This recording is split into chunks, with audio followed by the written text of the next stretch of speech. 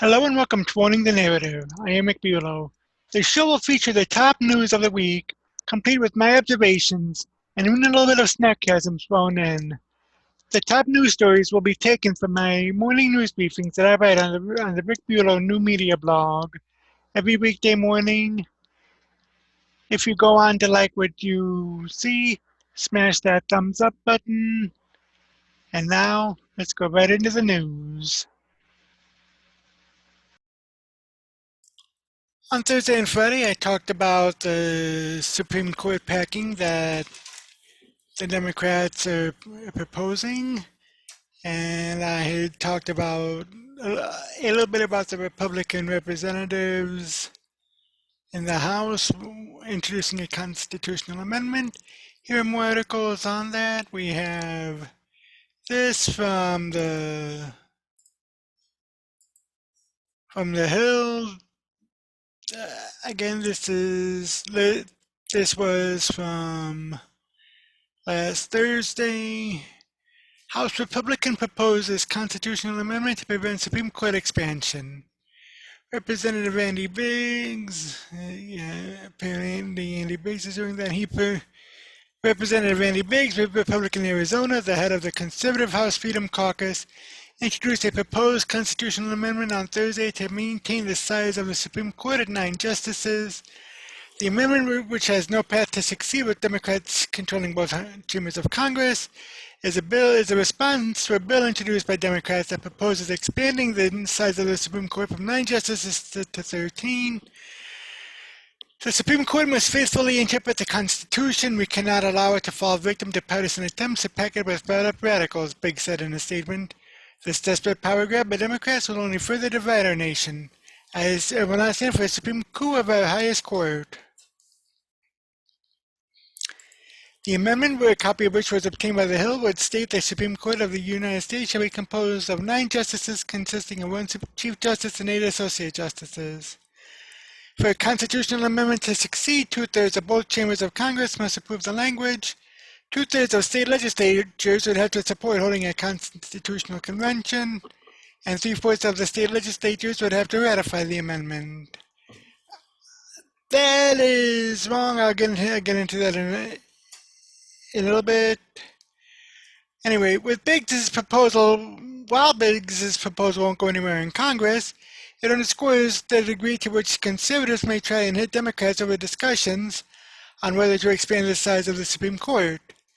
Democrat Senator Ed Markey, the House Judiciary Committee Chair Jerry Nadler and Hank Johnson, and Mondaire Jones earlier Thursday unveiled legislation that would increase the size of the High Court to 13 seats. There are currently 9 justices, with 6 appointed by Republican presidents and 3 appointed by Democrat presidents. We are here today because the United States Supreme Court is broken. It is out of balance and needs to be fixed. Too many Americans view our highest court in the land as partisan, political institution, not our impartial judicial branch of government, Markey said in a press conference. Speaker Nancy Pelosi, Democrat of California, said she does not plan to bring the bill up for a vote in the House, reflecting that the bill is unlikely to garner support even from all Democrats. Supreme Court expansion or court packing became a topic of debate during the 2020 Democratic presidential primary, with candidates floating various ideas to try and restore balance to the court.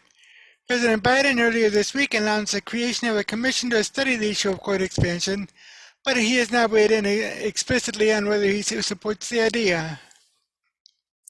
Now, let me go back to what it says here right quick. For a constitutional amendment to succeed, 2/3 of both chambers of Congress must approve the language. 2/3 of state legislatures would have to support holding a constitutional convention, and 3/4 of the state legislatures would have to ratify the amendment. Now, that right there is totally not true. Okay. The Constitution does allow for 2 ways to amend it. First is, well, actually, if you want to get technical, 4 ways. First way is 2/3 of both houses of Congress agree to the amendment. 3/4 of the state legislatures have to ratify it. Second method, 2/3 of the state or two-thirds of both houses of Congress propose the amendment. Three-fourths of, of the states in state convention has to ratify it. And by state convention, I'm talking, just kind of like the individual state conventions that vote on delegates to go to the national convention. Republican and Democrat national convention during the presidential elections. That's what I mean when I say state convention. Third way is two-thirds of the state legislatures propose to a convention of the states, or what is known as an amending convention. Then at the amending convention, a majority of state delegations or state commissioners have to sign off on any amendment. Then three-fourths of the state legislatures have to ratify that. Three-fourths of the state, or two-thirds of the state legislatures call for or apply for a convention. Majority of state delegations approve of any proposed amendments, and then three-fourths of the states in convention have to in individual state conventions have to ratify the proposed amendment. Those are the four ways. So when it says here that two-thirds of state legislatures would have to support holding a constitutional convention, it is not a constitutional convention. It is a convention of states for the purpose of proposing amendments to this current constitution. A constitutional convention is about tearing up the entire constitution and rewriting it. I'll get more into that in another video. However, going back to this court packing, I could see if this would go along, with the three topics of fiscal restraints, limiting size and scope of the federal government, and limiting term limits and limiting terms of office for federal officials and bureaucrats. I could see where this would fit in. But yeah, so we also have this from FoxNews.com on the GOP reps announcing a constitutional amendment to keep the Supreme Court at 9 before it's too late. A group of 6 House Republicans Tuesday will introduce a constitutional amendment aimed at setting this number of Supreme Court justices at 9 in reaction to calls from Democrats to pack the court and a commission ordered by President Biden to study the topic. The proposed amendment, first obtained by Fox News, is sponsored by Republican Representative Mike Gallagher of Wisconsin, along with Republican Representatives Chris Jacobs of New York, Ken Buck of Colorado, Mo Brooks of Alabama, Ted Budd of North Carolina, and McQueen Mullen of Oklahoma. Biden's 36-member commission would study not just adding justices to the court, but also potential reforms as well, including the length of service and turnover of justices on the court, the membership and size of the court, and the court's case selection rules and practices. But Republicans have said the commission is simply a disguise for a politically motivated effort to alter the Supreme Court. Senate Republican leader Mitch McConnell of Kentucky called the commission a direct assault on our nation's independent judiciary. The constitutional amendment proposed by Gallagher would simply require that the Supreme Court shall be composed of not more than 9 justices, We don't need a commission to know court packing is a radical idea that would undermine confidence in one of our country's most important and trusted institutions, Gallagher said of the amendment. The Supreme Court has been comprised of 9 justices for more than 150 years, and it's time we amend the Constitution to make this long-standing precedent permanent before it's too late. The number of justices on the Supreme Court, along with the general composition of the federal judiciary, is set by Congress according to the Constitution. That means, as it stands, there would be nothing unconstitutional about adding justices to the Supreme Court. That is simply within Congress's purview. But the number of justices has been set at 9 since shortly after the Civil War. A previous effort to pack the court by former President Franklin Delano Roosevelt, in light of his consistent rulings against his New Deal programs, was widely decried as an effort to violate the institution's insulation from politics. It was eventually abandoned after the court started ruling in favor of the New Deal. Biden called the court packing effort a boneheaded idea in 1983 when he was a senator. But now Democrats, upset about rulings against their priorities and the fact that former President Trump was able to appoint 3 justices in just 4 years, are calling on Congress to expand the court so Biden can appoint more justices of his own. Biden was asked repeatedly on the campaign trail about his stance on court packing.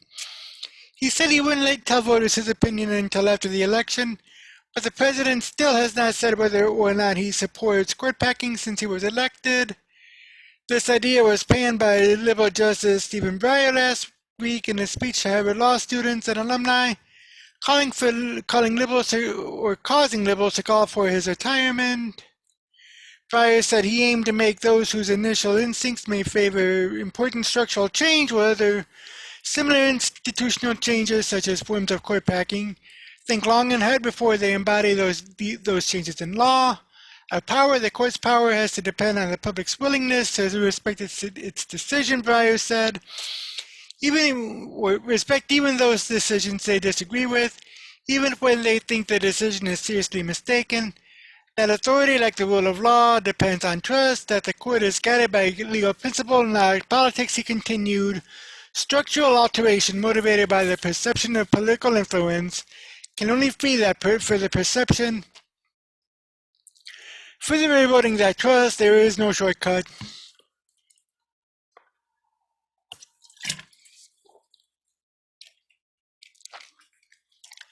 Late Justice Ruth Bader Ginsburg also opposed court packing. It's unlikely that House Republicans' proposed amendment will go anywhere soon. The constitutional amendment process is arduous, requiring 2/3 of Congress to support it and 3/4 of states to ratify it. Congress's control over the size of the judiciary has allowed it to grow to meet changing demands and workload, especially as the country grew. Congress recently expanded lower courts under former President Carter. Democrats that are for packing the Supreme Court, however, have made it clear that their efforts are political and not in response to the body's workload. To restore our democracy, we must expand the Supreme Court. Representative Mondaire Jones, Democrat of New York, tweeted, "Anything less would leave the future of our nation, our planet, and our fundamental civil rights at the whim of a far-right supermajority that is hostile to democracy itself. We have never expected President Biden's support to be a leading indicator of the traction we are gaining on the idea of court expansion. As with filibuster reform, support from party leadership will follow sustained pressure from the grassroots and the facts on the ground. In this case, additional bad ruling from Republican-appointed justices." Said Demand Justice, a group on the left dedicated to court packing. Now, said it was other things. I'll say it again. It'll be interesting to see how this commission will go. We'll find out as soon as it's set in place. But yeah, so as we all know, and as the Federalist points out in this article, Democrats are determined to pack the court no matter how many rules they have to break. In a clear partisan effort to pack the U.S. Supreme Court with more liberal justices, Congressional Democrats introduced a bill on Thursday seeking to expand the number of justices from 9 to 13. The bill was introduced just days after Biden commissioned 36 left-leaning scholars, former justices, and lawyers led by a former Obama advisor to evaluate expanding the number of justices. The White House marketed the so-called bipartisan commission as a 180-day effort to examine and outline the genesis of the reform debate, the court's role in the constitutional system, the length of service and turnover of justices on the court, as well as the court's case selection rules and practices.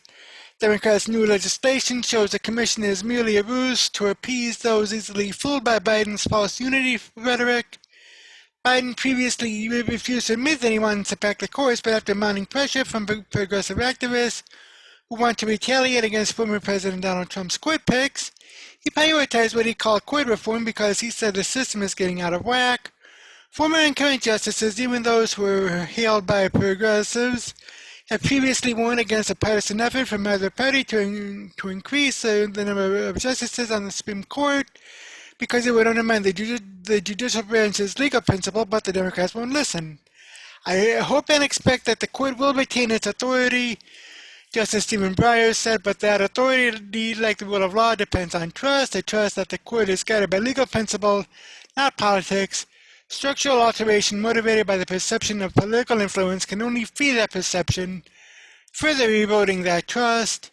Late Justice Ruth Bader Ginsburg issued a similar warning against expanding the court in 2016, saying it could damage judicial integrity. It's important that the Supreme Court is able to resolve conflicts among other courts about what the federal law is. That's why 8 is not a good number, Ginsburg explained. If we're unable to decide the question, you can have one federal law in one area of the country and the opposite federal law in another part of the country. Now, we knew that if Democrats won the presidency in both chambers of Congress, that they would pack the Supreme Court. How could we not after congressional leftists such as Senate Democrat leader Chuck Schumer and Representative Alexandria Ocasio-Cortez signaled their intent to gain revenge on Republicans for bypassing their malicious stalling campaigns against Amy Coney Barrett, Neil Gorsuch, and Brett Kavanaugh. The Democrats not only left the confirmation hearings for all of Trump's justices kicking and screaming, but they also falsely accused the Republican president, aided by GOP senators, of packing the court and vowed to use their power to do it back. Some of these same leftist lawmakers, such as Democrat Senator Ed Markey of Massachusetts, who, along with Democrat Representative Jerry Nadler, sponsored the court expansion legislation, drastically changing their previous position on court packing to align themselves with the newest Democrat item. Mark Walker tweeted out, "Same career politician, only a few years apart, we need principled senators." Others, such as Speaker of the House Nancy Pelosi, have hesitated at the jamming through a court packing bill at the moment, but the Democrat leader still says she supports Biden's commission and justified its future results by saying that the expansion of the Supreme Court has occurred before. It's not out of the question, she explained in a Thursday press conference. It's been done before in the history of our country a long time ago, and the growth of our country, the size of our country, the growth of our challenges, in terms of the economy, might necessitate such a thing. The Hill tweeted out on Thursday, Speaker Pelosi and Representative Nadler's bill to expand the Supreme Court, I have no plans to bring it to the floor. Even if some of the currently proposed bill is not brought to the House floor, Democrats are ready to act when Schumer, Pelosi, and Biden give word. The same Democrats who want to see the judiciary drastically change have already promised to nuke the filibuster, effectively eliminating any chance Republicans stand at shooting down a future of left-wing policies that can be justified and supported by a big court. President Joe Biden also hinted that he would support a certain kind of filibuster reform if it meant keeping his progressive agenda moving. I don't think that you have to eliminate the filibuster. You have to do it what it used to be when I first got to the Senate back in the old days. You had to stand up and command the floor. You had to keep talking, Biden told ABC's George Stephanopoulos last month. So you're for that reform? You're for bringing back the talking filibuster? Stephanopoulos asked. I am. That's what it used to be. That's what it was supposed to be, Biden said. It's getting to the point where, democracy is having a hard time functioning. The democracy Biden wants, however, is not the same democracy afforded to Americans who trust their political systems to give voice to the minority.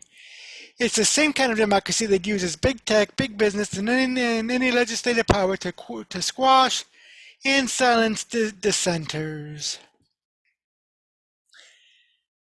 That is spot on from the Federalist, and there's this from Town Hall. Supreme Court packing plan fulfills power grab wish list. This is by Todd Young. House and Senate Democrats, led by Democrat House Judiciary Chairman Jerry Nadler of New York, today pulled back the curtain on the grand design to seize political power in every branch of government by introducing a bill to increase the size of the current High Court from 9 to 13. The two-paragraph bill fulfills the promises of nearly all the Democrat presidential candidates in the past election and fully reveals the capture of the Biden administration by the progressive left, along with moves to eliminate the Electoral College and grant statehood to Puerto Rico and the District of Columbia. Packing the Supreme Court is another in a series of let's play with our U.S. Constitution for political purposes proposals that shake the foundations of separation of powers and checks and balances, protecting against the concentration of power in any one branch of government. It's been tried before and failed for all the right reasons.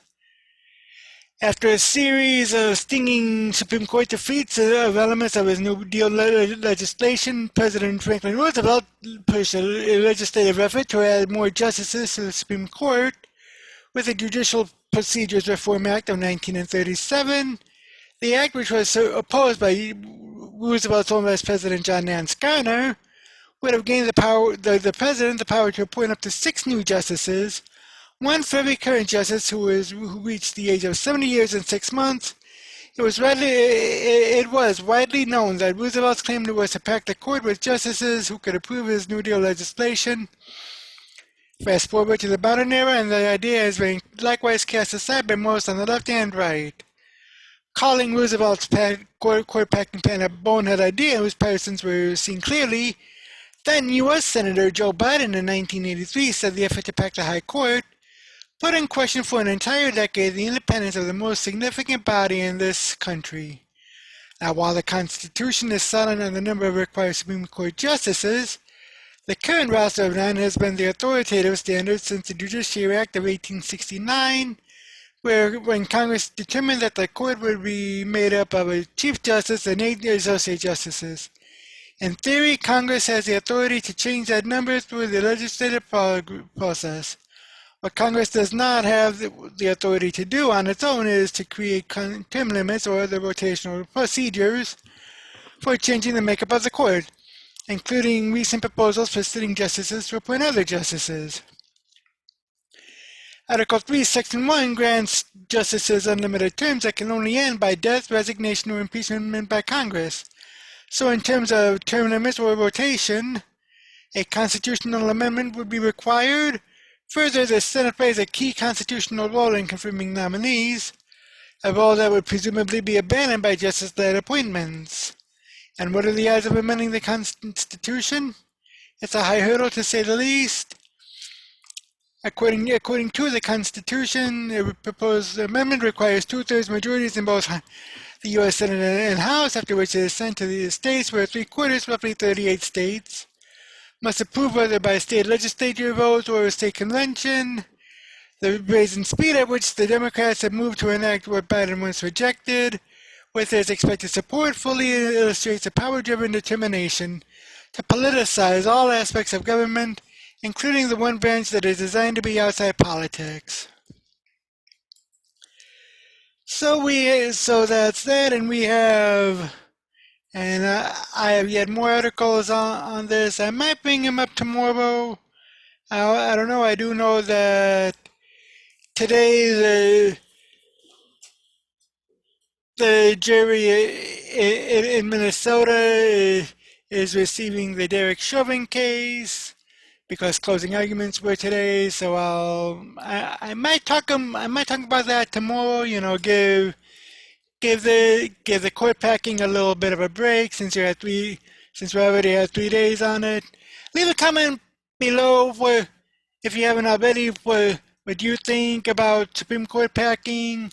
Also, let me know what you think about Biden's 180 or Biden's 30-member commission, and I'll see you in the next video. Breaking news, the jury in the Derek Chauvin murder trial had found him guilty on all 3 counts. There are many articles. Things are just coming in. This coming from townhall.com, and says Chauvin trial finds rules unanimously on all charges. This by Katie Pavlik. Former Minneapolis police officer Derek Chauvin has been found guilty on all charges of second-degree unintentional murder, third-degree murder, and second-degree manslaughter in the death of George Floyd. The judge asked all jurors if the verdict was their true determination. They said yes. Chauvin was led away in handcuffs by the Hennepin County Sheriff's Department. Chauvin will be sentenced at a later date. And this in a tweet from Curtis Houck. Here's a full verdict as read by Hennepin County Judge Peter Cale that former Minneapolis police officer Derek Chauvin was found guilty on all 3 charges: second-degree murder, third-degree murder, and manslaughter. And what I just read is an update of the original post, which says the jury in the trial of former Minneapolis police officer Derek Chauvin trial has reached a verdict. It will be read Tuesday afternoon from the Hennepin County Courthouse between 4:30 and 5 p.m. Eastern. According to reports, there were no questions from the jury. Prosecutors and the defense finished closing arguments on Monday afternoon. Jurors stayed later after closing arguments, ending at 8 p.m. and started the day early at 8 a.m. The trial lasted 14 days. Jurors were instructed not to turn on the news, but were not sequestered. Chauvin faces 1 charge of second-degree unintentional murder, third-degree murder, and second-degree manslaughter after George Floyd died while he was subduing him on the ground in May. If convicted, he faces up to 40 years in prison. Chauvin's attorneys asked for a mistrial after Democrat Congresswoman Maxine Waters urged violent rioters to get more confrontational. Should the jury reach a verdict other than guilty? While the judge denied the request, he did say her remarks could grant them a solid argument on appeal and make the entire first trial being overturned. Now, interestingly enough, I had basically said that Chauvin is guilty. I mean, we see things, and some of us see things more than others, but just from what I had seen, he is guilty, and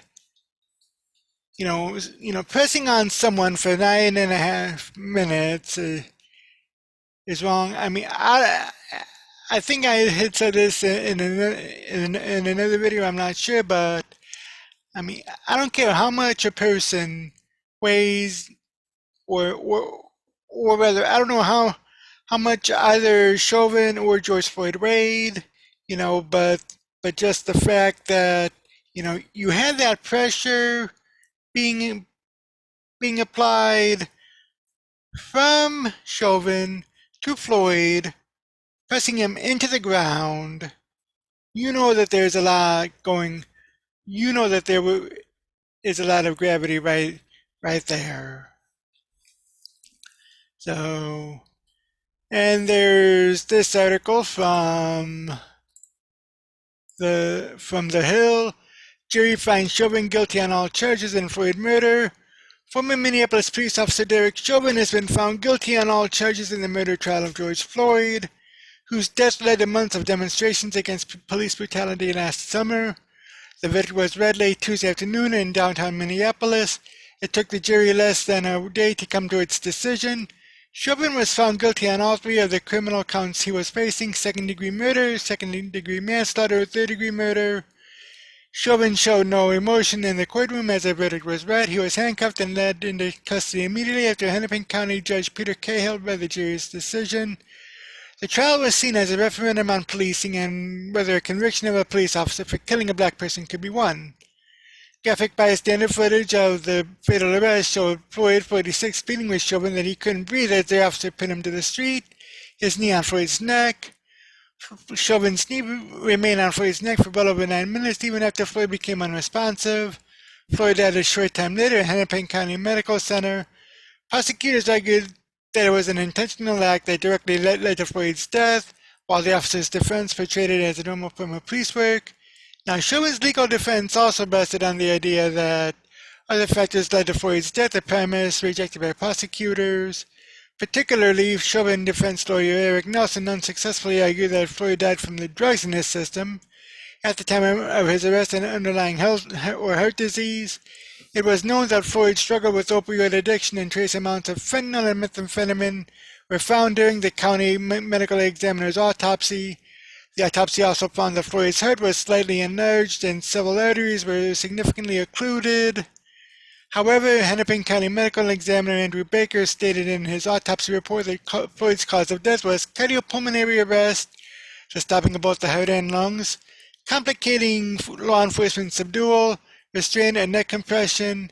Baker described both the drugs in Floyd's system and his heart disease as contributing factors, but said that neither were direct causes of Floyd's death.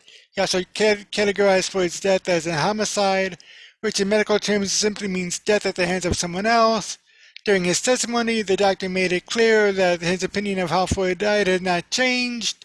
Now, in addition to Baker, the prosecution called forth numerous other medical professionals who testified that Floyd died from low levels of oxygen, also known as asphyxia. Several officers from the Minneapolis police departments also testified against Chauvin, a rare occurrence in a case like this, explaining to the court that Chauvin's conduct was not something trained by the force. MPD Police Chief Medaria Arredondo was one of the members of the department who took the stand, vehemently condemning what Chauvin did. Minneapolis and other cities around the country had raised for an opposite verdict, with many mobilizing their National Guard and declaring a state of emergency. There is also this from Reason.com. Derek Chauvin found guilty of murdering George Floyd. Jurors this afternoon found former Minneapolis police officer Derek Chauvin guilty of murdering George Floyd in an encounter that led to widespread national protests, riots, and policing reforms. After about 10 hours of deliberation, jurors found Chauvin guilty of second-degree unintentional murder, killing Floyd unintentionally as a result of assaulting him, guilty of third-degree murder, acting dangerously and without regard of human life, and guilty of second-degree manslaughter, culpable negligence that risks causing death or harm. Under Minnesota law, the most serious charge, second-degree unintentional murder, poses a maximum sentence of 40 years in prison. Those sentencing guidelines show Chauvin likely facing around 12 years. Third-degree murder has a maximum sentence of 25 years. Second-degree manslaughter is punishable by a maximum defense of 10 years and or $200,000 fine. In May of 2020, Chauvin tried to arrest Floyd for allegedly trying to purchase cigarettes at a local store with a counterfeit bill. During a confrontation that was captured on video by bystanders as well as police body cameras, a resistant, seemingly panicked but nonviolent Floyd ended up on the pavement next to a police SUV, where Chauvin knelt on his neck, pinning him to the ground for more than 7 minutes. Floyd complained multiple times that he couldn't breathe and then lost consciousness.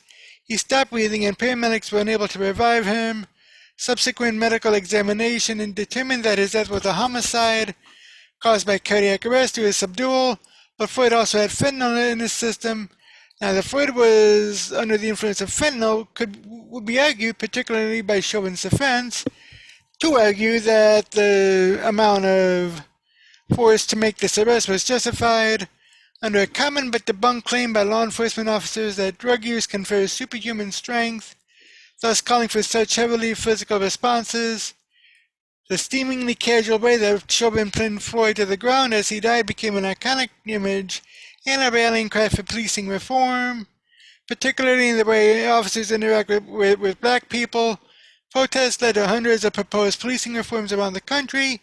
Only a few dozen passed, some focusing on rules for use of force and bans on certain types of neck restraints that cut off circulation.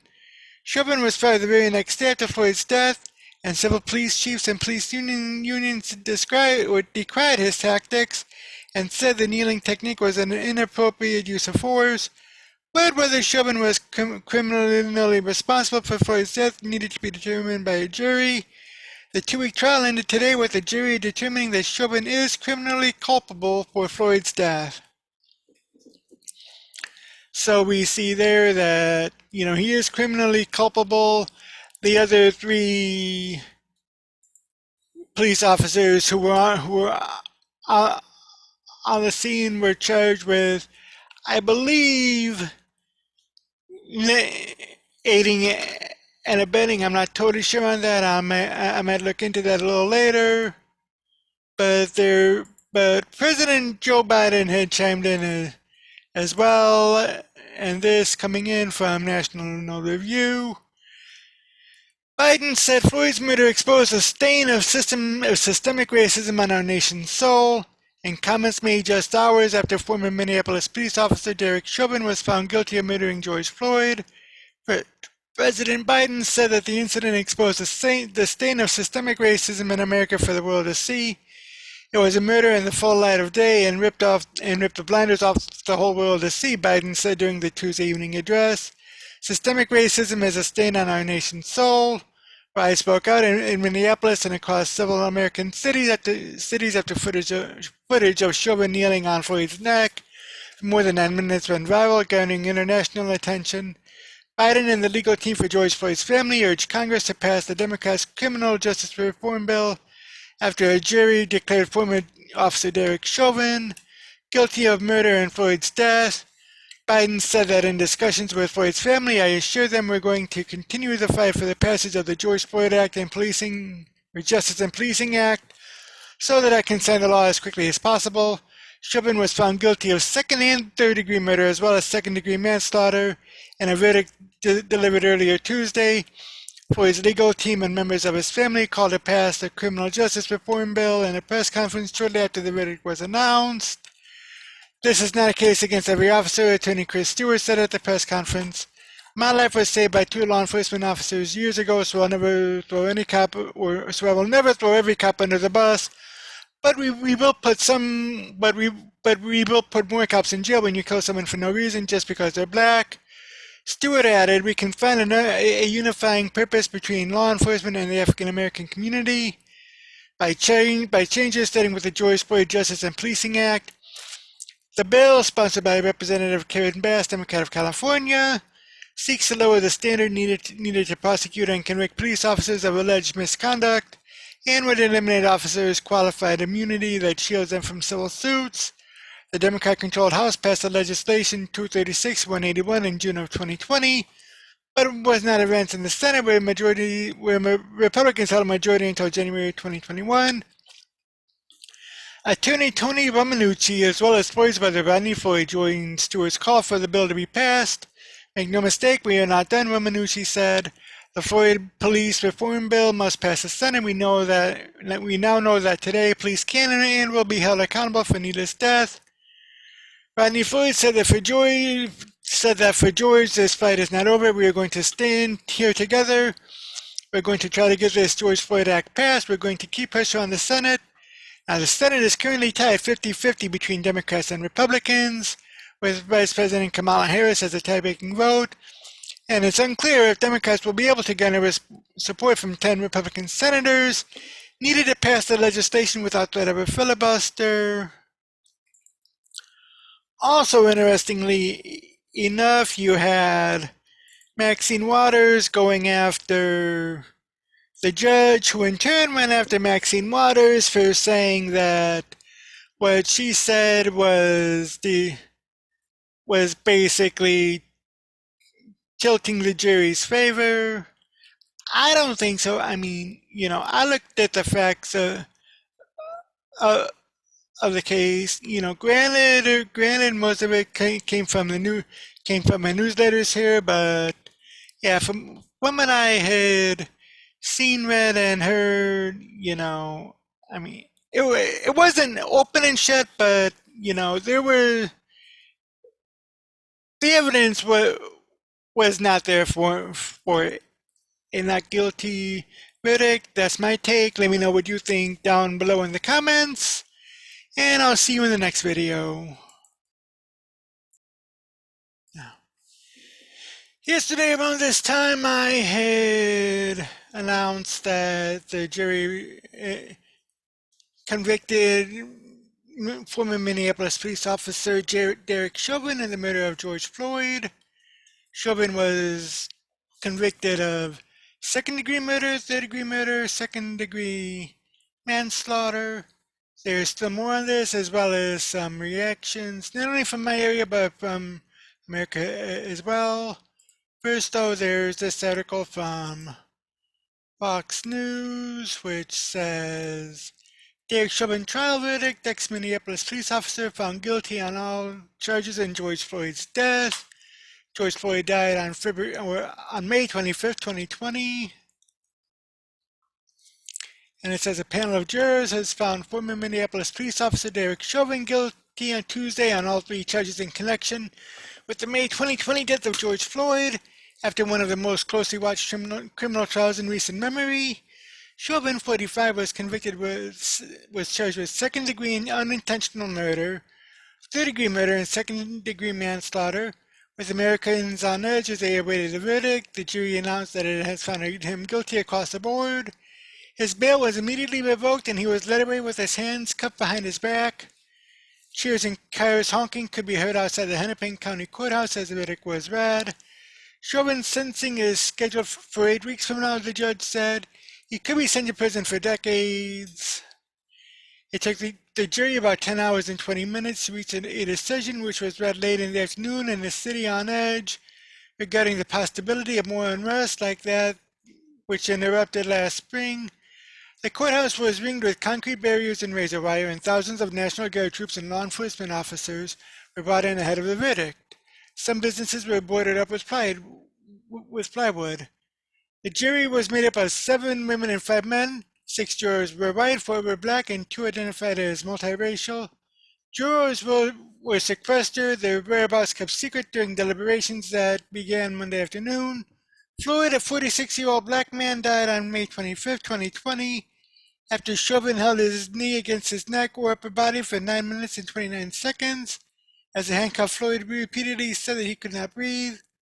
Police were called to the area on that day for a report that Floyd had used a counterfeit $20 bill to buy cigarettes at a neighborhood convenience store, Cup Foods. His death prompted widespread protests, which lasted months, and calls for an end to police brutality and systemic racism. Now, during the trial, the jury heard from high-ranking Minneapolis police officials, loved ones of Floyd, bystanders, and officers who responded to the scene, and medical experts, some of whom presented dueling opinions. Now, the case boiled down to 2 key questions: whether Chauvin caused Floyd's death and whether his actions were reasonable. Each charge required a different element of proof as to Chauvin's state of mind. For all 3 charges, prosecutors had to prove that Chauvin caused Floyd's death and that his use of force was unreasonable. Prosecutors didn't have to prove Chauvin's restraint was the sole cause of Floyd's death, but only that his conduct was a substantial casual favor or factor. Chauvin is authorized to use force as a police officer as long as that force is reasonable. The defense argued that the now fired white officer acted reasonably and that the 46-year-old Floyd had a heart condition and illegal drug use. Each count carried a different maximum sentence: 40 years for second-degree unintentional murder, 25 years for third-degree murder, and 10 years for second-degree manslaughter. Under Minnesota's sentencing guidelines for a person with no criminal history, each murder charge carried a presumptive sentence of 12.5 years in prison, while manslaughter has a presumptive sentence of 4 years. Earlier in the day, Tuesday, President Biden weighed in, saying he believes the case is overwhelming. He said that he had spoken to Floyd's family on Monday and can only imagine the pressure and anxiety that they're feeling. They're a good family, and they're calling for peace and tranquility no matter what the verdict is, Biden said. I'm praying that the verdict is the right verdict. I think it's overwhelming. In my view, I wouldn't say that unless the jury was sequestered now. And there's also this from Andrew McCarthy over at National Review. Derek Chauvin convicted, but what comes next? Derek Chauvin has been convicted on all 3 counts. For those who watched the Chauvin trial, the only quick verdict that seemed rationally possible was a verdict of guilty. While I've been more skeptical than most commentators about the intent proof of the 2 murder counts, felony murder, and depraved indifference homicide. I thought the evidence of the manslaughter count, culpable negligence, for which it was unnecessary for prosecutors to prove criminal intent, was daunting. Consequently, if we're sticking just to the testimony in the trial, it would be implausible, I'm tempted to say impossible, that a rapid acquittal could have been defended as rational. As things have turned out, the jury deliberated for less than a day. As this is written, the reporting indicates that the jury submitted no notes to the court to ask questions about the record, to request to hear any testimony be read, to seek any finer point guidance on the law that controls the case. I am hedging about the reporting because some matters in the case, particularly those involving the jury, have not been public. Whereas that the jury had so quickly reached a verdict signaled that Chauvin would be convicted. The logic of the quick verdict is defensible. If the jury stayed with the felony murder charge, count one, they would have needed to find that Chauvin's restraint and subdual of George Floyd evolved into a criminal assault. To convert what began as lawful detention into a criminal assault, the jury would have focused on the fact that for several minutes after Floyd stopped breathing and lost his pulse, Chauvin maintained the neck and back hold even for a minute after the ambulance arrived. Now, if jurors were understandably repulsed by that, they could logically have concluded, based on the instructions from Judge Peter Cahill on the law, that Chauvin had not only assaulted Floyd criminally, but had also exhibited depraved indifference to human life. That would be call for convicting on both murder charges. And if Chauvin's intent was proved to their satisfaction for the murder counts, the jury would undoubtedly convict on the manslaughter charge. Still, there is one downside for the quick verdict for prosecutors: the appellate landscape. Oh, don't get me wrong, I do not believe that the convictions will be overturned, except for the possibility that the Minnesota Supreme Court could rule, when it hears a different but similar case in June, that the state's depraved indifference homicide statute does not apply to facts such as these. Nevertheless, there is a serious question about whether Derek Chauvin got a fair trial. That is a separate question from whether the evidence was compelling. And to be sure, the stronger the evidence, the harder it is to show that the due process was denied. A reviewing court is apt to conclude that even exemplary due process would not have made a difference. That said, as soon as jury deliberations got underway, Cahill himself conceded that the prejudicial publicity against Chauvin, exacerbated by Congresswoman Maxine Waters' inflammatory rhetoric over the weekend, create a significant appellate issue. To make a record that the jury was not overwhelmed by publicity and intimidation, it would have been best for the jurors to deliberate for a few days. I mean, there was, after all, a mountain of evidence to sift through, and perhaps send some notes to the court. A strict verdict, for example, guilty on felony murder and manslaughter, but not guilty on the depraved indifference murder, also could have insulated the jury from such claims. I'm not saying the jury should have done that for appearance's sake.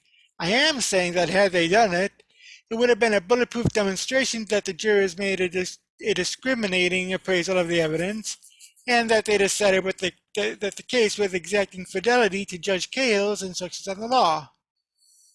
Now, the fact that the deliberations were so short, it would appear indicative of sparse scrutiny of a complex trial record, does not necessarily mean Chauvin was denied due process. But for Chauvin to have any chance of showing that he was denied due process, what had happened has happened. The deliberations lend themselves to the claim that the jury did not see acquittal as an option. This is a case in which the defendant plausibly argued from the start that he could not get a fair trial in Hennepin County. The judge declined to change venue, opining that the court could ensure a fair trial by an exacting jury selection process. Yet in the middle of that process, Minneapolis, which was obligated to ensure due process, publicized its decision to pay the Floyd family $27 million to settle a wrongful death civil rights suit. Now, the city government could have done that at any time.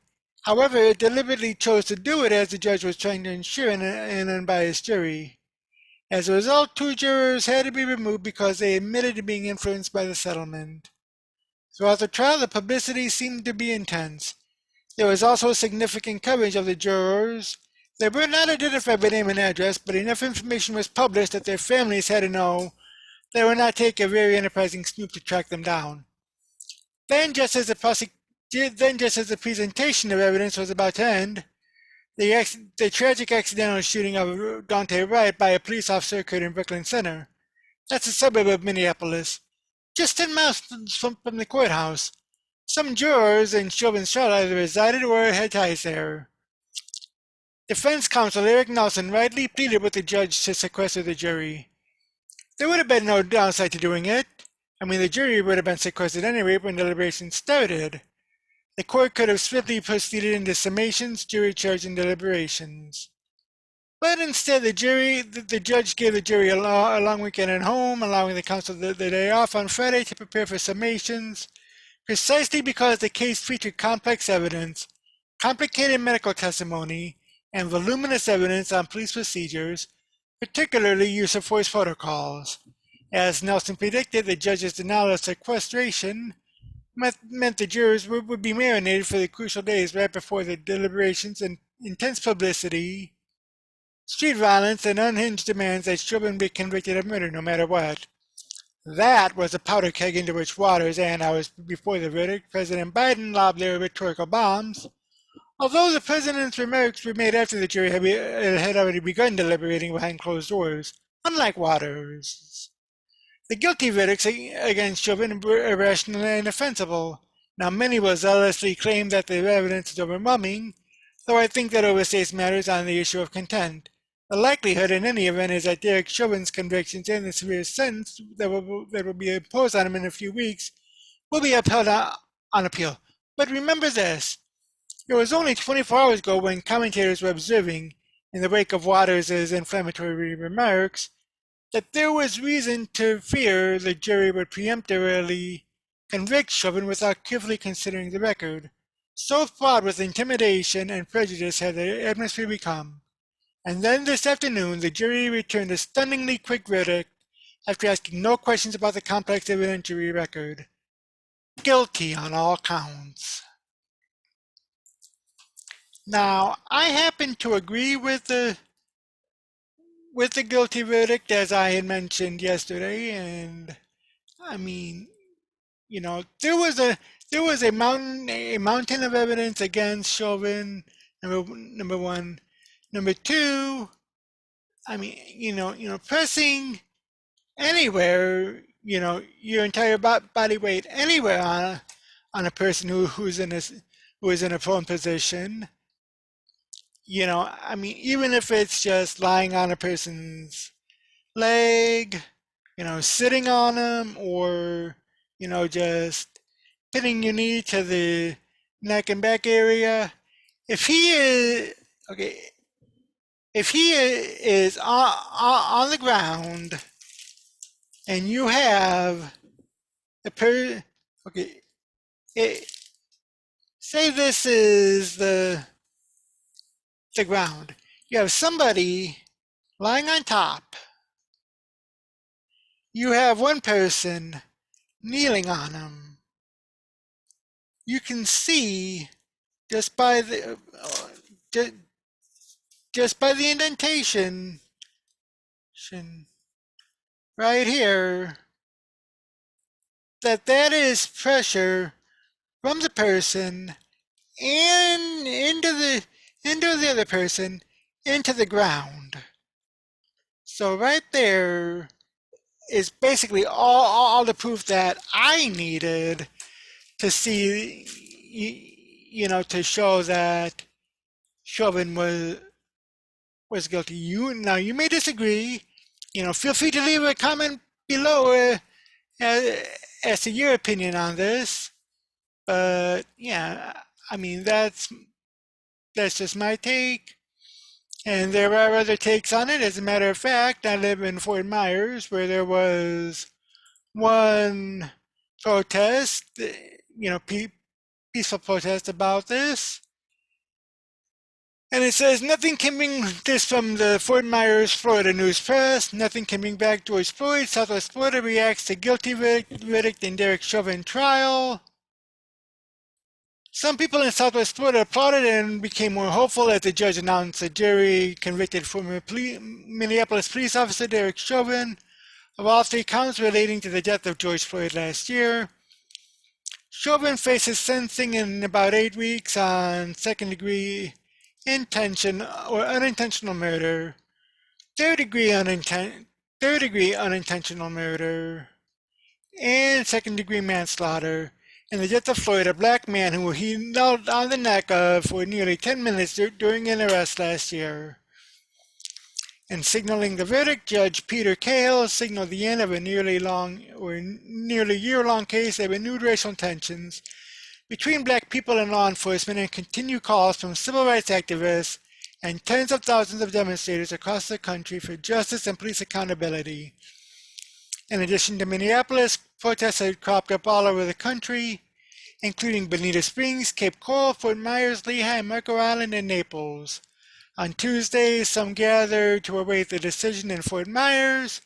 I'm happy. This gives me hope that we are finally being taken seriously, said Javier Tintor, a Fort Myers man who organized 3 demonstrations immediately following Floyd's death. This movement is being taken into account. Now we're getting a taste of being on the right side of history. Hopefully it will continue. Cell phone camera footage showed Chauvin, who was rope wide, kneeling on a subdued Floyd's neck and back for 9 minutes 29 seconds during an arrest. Floyd was accused of passing a counterfeit $20 bill at a nearby convenience store. Chauvin declined to testify on his behalf. The jury deliberated for 10 hours before issuing the verdict at 5:10 p.m. Eastern Daylight Time. Chauvin's bail was revoked and officers took him immediately into custody. The charge of second-degree unintentional murder carries a maximum sentence of 45 years in prison, while third-degree murder sentence is a maximum of 25 years, and second-degree manslaughter carries a maximum sentence of 10 years. I was expecting it, but not expecting it, said Serena Orris of the jury verdict, or guilty verdict. Considering the video, you would expect a guilty verdict, but at the same time, there have been so many cases like this where a not guilty verdict is reached. Orris grew up in the Naples area and graduated from Golden Gate High School in 2020. She's now a freshman at the University of Central Florida in Orlando and was the founding member of Call Your Youth for Black Lives. Orris and others in the community formed Call Your Youth for Black Lives during the spring and summer of 2020 in the wake of George Floyd's death to protest police brutality and racism. I'm really happy for George Floyd's family, and I hope that a larger systemic change comes from this, Orris said. I hope it gives the family a little bit of consolation. Nothing can bring back George Floyd.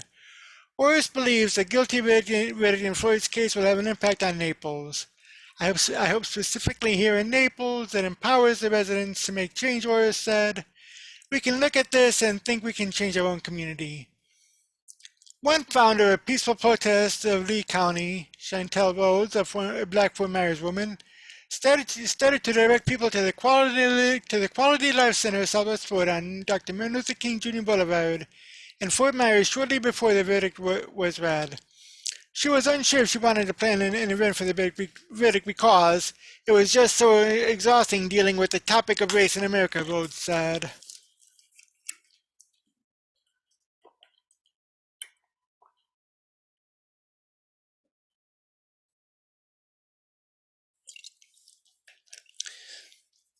Sorry about that. Had get a little liquid refreshment report continuing. Anyway, Rhodes ultimately decided that it is a moment that the community needed to be together. What happened in Minneapolis has felt worldwide, Rhodes said. I have to examine myself in my words and convince myself that my life matters, because oftentimes the world around me doesn't treat me that way, she said. At the Quality Life Center, a group gathered quietly, riveted to the large screen TV as Cahill read the verdict. With each guilty verdict Cahill announced, the silence seemed to draw out and become solid. Once the 3 guilty verdicts stopped ringing throughout the cavernous lunchroom at the Q, the dozen or so started clapping. I did not know either way, Rhodes said. I don't find it surprising. They did the right thing. I feel this sends a message to the whole world and peaceful protesters all over. The message is keep fighting and resisting. Julian Ramirez, 38, the Q teen program coordinator, said he was confused on what to think and feel before the verdict came down. It shouldn't surprise me, he said, watching his officers led Chauvin away in handcuffs. I don't wish bad on anyone, but you have to suffer the consequences. Eris Watkins, 14 years old, a student at the Q, said she was happy, very, very happy with the outcome. Justice has been served for joy, she said. She said she was hopeful that the verdict was a start to change. It's starting something, she said, maybe 0.2%. And along those lines, there's this from the USA Today. And the emotions ran the gamut when the news broke Tuesday that former Minneapolis police officer Derek Chauvin was found guilty on all three charges in the murder last May of George Floyd. Relief, joy, fatigue, determination. But perhaps most of all, people of color across the United States felt that for a moment they mattered. This means everything. This is long, long overdue, said Selena McKnight, 46, of Minneapolis, who after hearing the verdict threw her arms around her 18-year-old daughter as the crowd cheered. But this doesn't stop here. We have to keep going. In New York's Times Square, Floyd's brother Terrence told the USA Today network that given the history of these kinds of cases, I was surprised by the verdict, which could find Chauvin in prison for up to 40 years for having knelt on Floyd's neck until he died. I know there's still more work to be done. In Washington, Cherry Askew, 43, arrived in Black Lives Matter Plaza feeling overjoyed and overwhelmed by the news. I experienced racism as a child, but it's very different when you get older, she said. It's saddening, it can be depressing, you see growth, but then sometimes it doesn't seem like it's enough. So it's bittersweet, but this is more on the sweet side than anything. At a Columbus, Ohio barbershop, Imoni Hudson, 24, took a photograph of the TV after the guilty verdict was revealed. She said she was very happy about the verdict, but warned that a battle for equality still loomed. As black people were still angry, said Hudson, who is pregnant and plans to name her daughter Faith. It's a battle of humanity. We just want equality, not revenge. Floyd's death last year sparked protests, both peaceful and violent, in hundreds of cities, and ignited a new civil rights movement focused on exposing systemic racism and pushing for police reform. Since then, calls for change have only become more strident, given the growing list of people of color killed while interacting with law enforcement. They include Rayshard Brooks, killed last June in Atlanta, and in recent days, Dante Wright, 20, shot in Brooklyn Center, Minnesota, and Adam Toledo, 13, shot by a Chicago police officer while raising his hands at the officer's request. In recent years, many such incidents have resulted in settlements where no charges brought against the officers involved, further inflaming tensions in communities of color and cementing a feeling that justice, even in the case where a video of an incident was available, would be hard to come by, despite the world having watched the nearly 10-minute video of Floyd dying under Chauvin's knee. That skepticism has 30-year-old roots in the case of Rodney King, a Los Angeles man beaten by police officers before being hauled to jail. The event was captured on video by a plumber who lived nearby, bringing to life a reality that many people of color say is commonplace when dealing with police. But when the resulting trial was moved from Los Angeles to a white suburb, the jury declined to convict the officers involved. South Los Angeles erupted in violence. Similar concerns surfaced in the days leading up to the Chauvin verdict as police and National Guard troops were mobilized in a variety of cities to quell any resulting protests, but Chauvin's guilt changed the tenor of the moment for many activists and civil rights leaders who urged those fighting for social justice not to lose the momentum caused by the trial. The verdict showed that everything that we fought for last year, all the marches, the protests, the rallies, arguments amongst each other, all the indifferences, all the seats at the table, all the voices mattered, said Tracy Fain of Greenville, South Carolina, where she is organized with freedom fighters upstate SC. Hopefully this right here is really going to start some true reform, some true conversations about police brutality and police justice, and show them that Black lives truly matter, Fon said. It's a great day in history. Let the healing begin. Shortly after the verdict, the Reverend Al Sharpton, who joined Floyd family members, took a sober tone We don't find pleasure in this, he said. We don't celebrate a man going to jail. We would rather George be alive. But civil rights attorney Ben Crump, who has represented a number of black families in wrongful death lawsuits, felt the verdict had the potential to be a pivotal moment in the legacy of the nation, which continues to struggle with the 400-year-old history of slavery. America, let's frame this moment as a moment where we finally are getting close to living up to our Declaration of Independence, that we hold these truths to be self-evident, he said. We frame this moment for all of us, not just for George Floyd. Meredith J. Duncan, Assistant Dean of Diversity, Inclusion, and Metropolitan Programs at the University of Houston Law Center, said the verdict is historic because of the message it sends about prosecuting police officers for unlawful use of force. This is very encouraging, not just for George Floyd's family, but for all Americans. Not just for people of color in this country, and we still have a lot to work on, but this is very encouraging, Duncan said. Moving forward, we know that it is possible to hold law enforcement to account for the killing of a person of color in this country. ACLU President Deborah Archer watched the outcome of the Chauvin trial with her two teenage sons and read about the verdict, not only for what it meant for the United States, but also for what it meant for the ability of my boys to live lives of joy and feel safe. I breathed deeper than I had in weeks, said Archer, the first black person to head the ACLU, one of the nation's major civil rights organizations. Tonight, I think we are all rightfully celebrating Chauvin's conviction. George Floyd's family and his community finally have some measure of accountability. But Archer added, ultimately, I think we are still a long way from justice. There is momentary relief, but this does not change our system. Now we must renew our conviction to create a world where police do not have the opportunity or authority to use violence to harass, target, oppress, and kill black people. Many civil rights advocates and Democrat lawmakers are pushing the Senate to pass the new George Floyd Justice and Policing Act. Measures would include eliminating the immunity from prosecution that protected many officers involved in shootings of civilians, as well as mandating training and establishing a national database of police misdeeds. Police advocates argue that the job of law enforcement has never been more dangerous, given the number of weapons in American homes. The United States has 120 firearms per 100 residents, double that of any nation on earth. They also express concern that if the job of policing is no longer seen as appealing, recruitment of new officers will decline and require departments hire applicants who do not meet the criteria.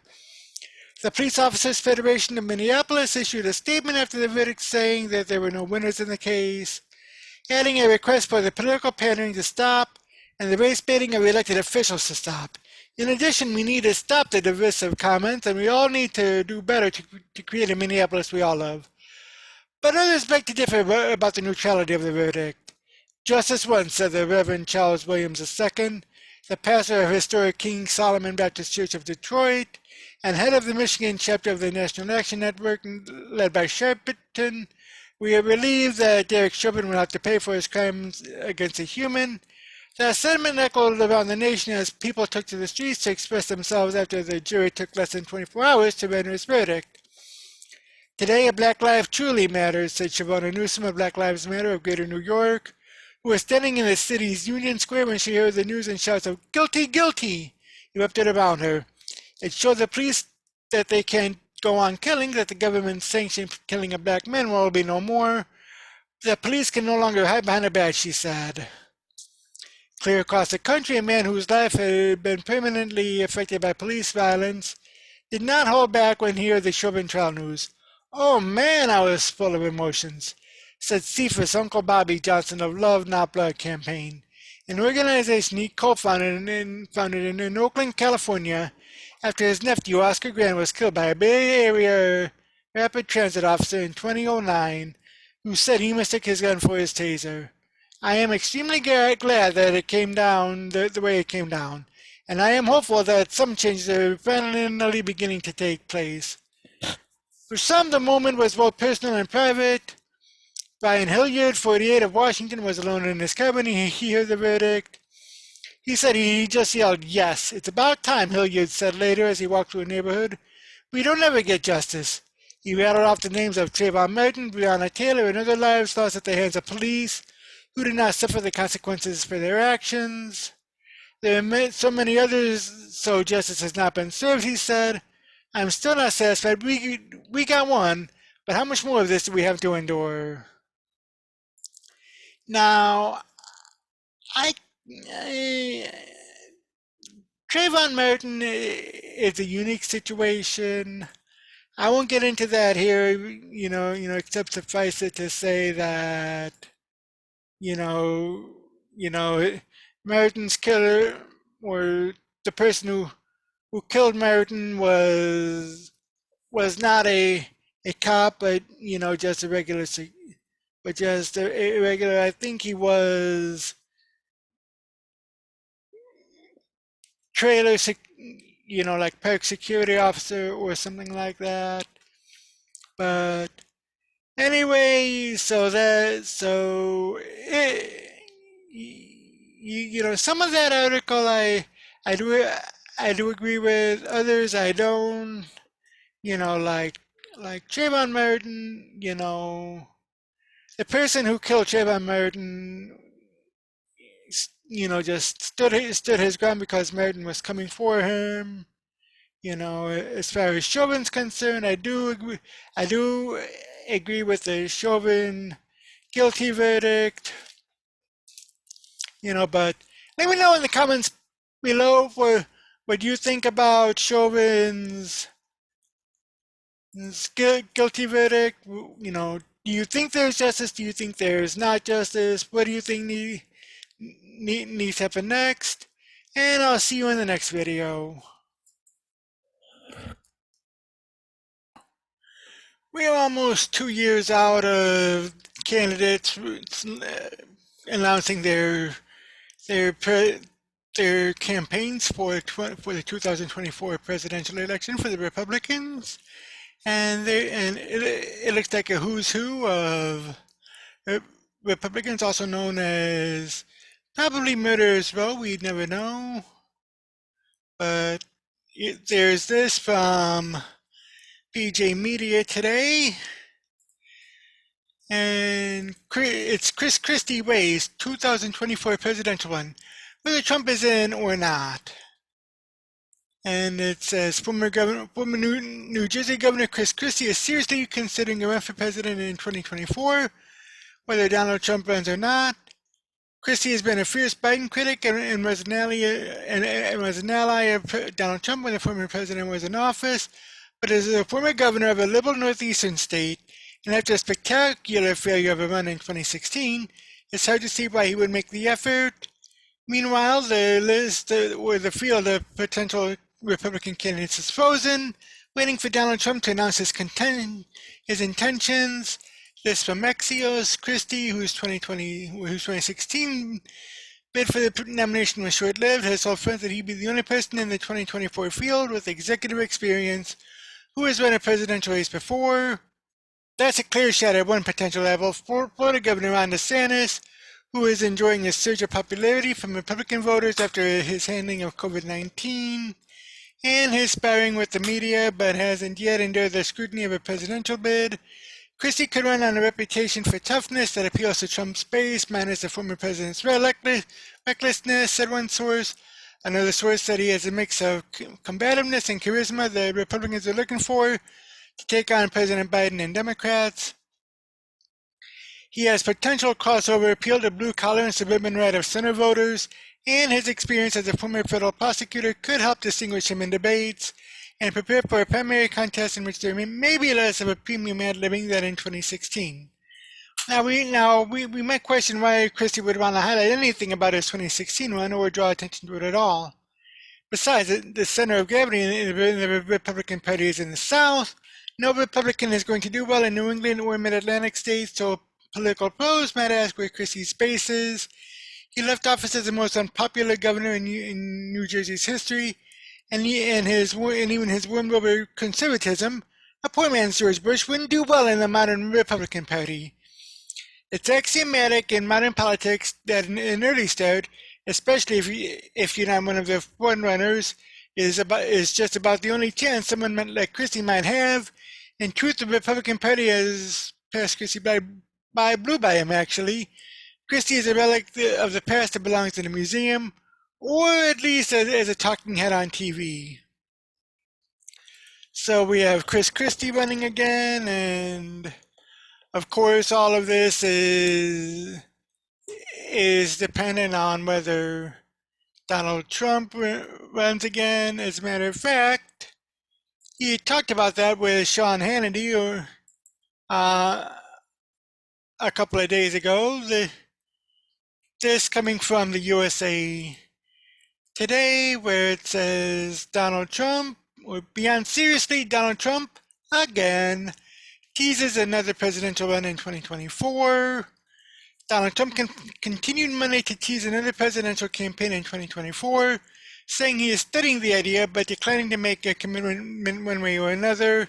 I'm looking at it seriously, beyond seriously, Trump told Sean Hannity on the Fox News channel. From a legal standpoint, I don't really want to talk about it yet. It's a little too soon. Now, Trump, who plans to inject himself into Republican primaries in 2022 congressional elections, did not elaborate on what the legal standpoint is, nor did he indicate how long he will take to make a decision.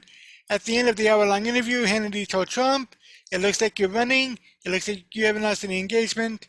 The former president's political future could be determined by legal action. He is under investigation in New York over past financial dealings.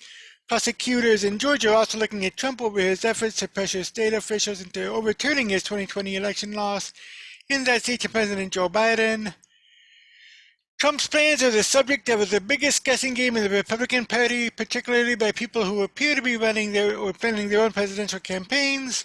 That group includes Florida Governor Ron DeSantis, former Secretary of State Mike Pompeo, South Dakota Governor Kristi Noem, and even ex-Vice President Mike Pence.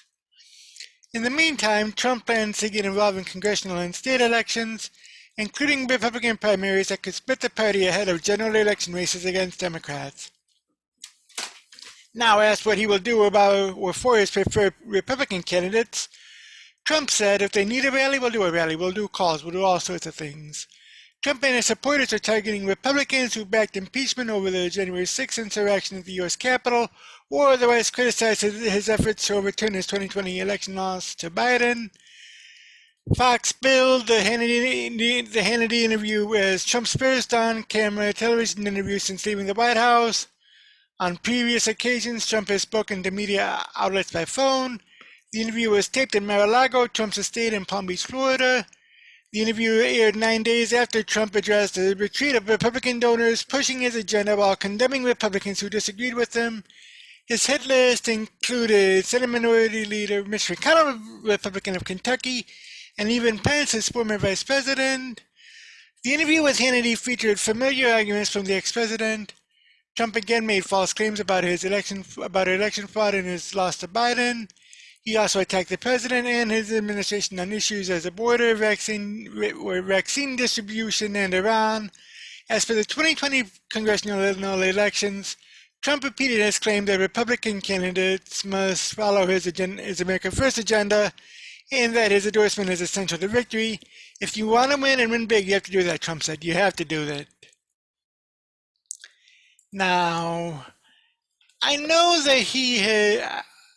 that at least here in Florida, President or former President Trump had endorsed Marco Rubio for the Senate.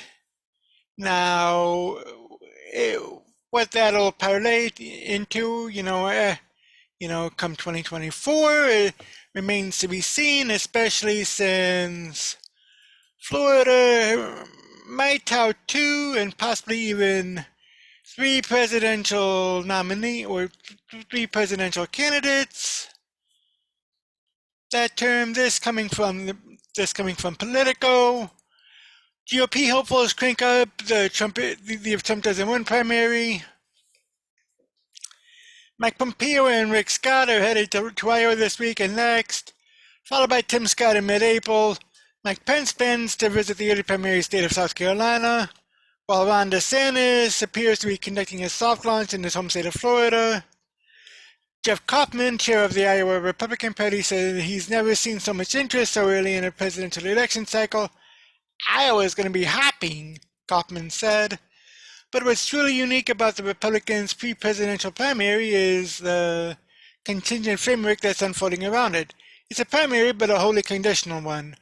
Prospective 2024 candidates, donors, and conservative media outlets, basically the entire Republican ecosystem, are building strategies and structuring the race around the single question of whether former President Donald Trump runs again.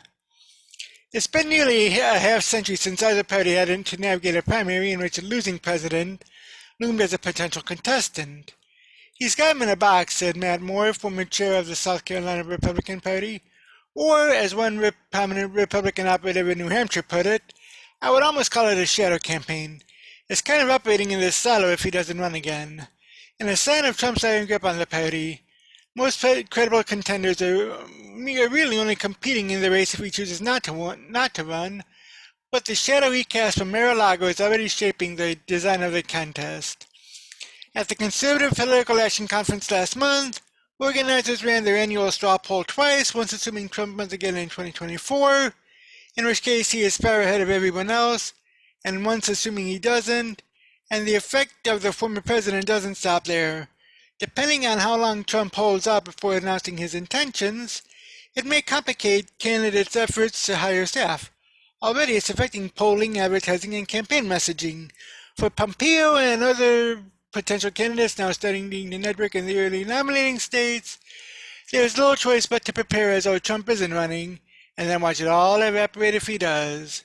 If you do nothing and assume Trump's going to run and he says, "I'm not running," or I'm not going to run, then you're scrambling," said Wesley Enos, the former chair of the Republican Party in Iowa's Polk County. Now is your chance. Now is your opportunity, realistically. In fact, the uncertainty surrounding the primary is a function of how infrequently presidents lose second terms and remain politically viable enough to run again. George H.W. Bush didn't loom over the 1996 presidential primary after losing re-election in 1992.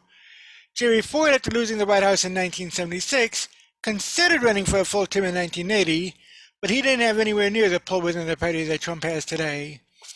For any other potential candidate going to early nominating states, said Stuart Spencer, the famed Republican strategist who advised Ford, "You might as well do it because you don't know what's going to happen." But if Trump does run, Spencer said, for most presidential candidates, it's plain. You become a Trump, you endorse him. Trump is Trump, he lamented. It's Trump's party. In Iowa this week, Pompeo will speak at a breakfast meeting of the West Side Conservative Club at the Machine Shed restaurant in Urbandale. He and Terry Branstad, the former governor and U.S. ambassador to China, will appear at a lunch that afternoon held by the Bull Moose Club of Des Moines, a group of conservatives under 40.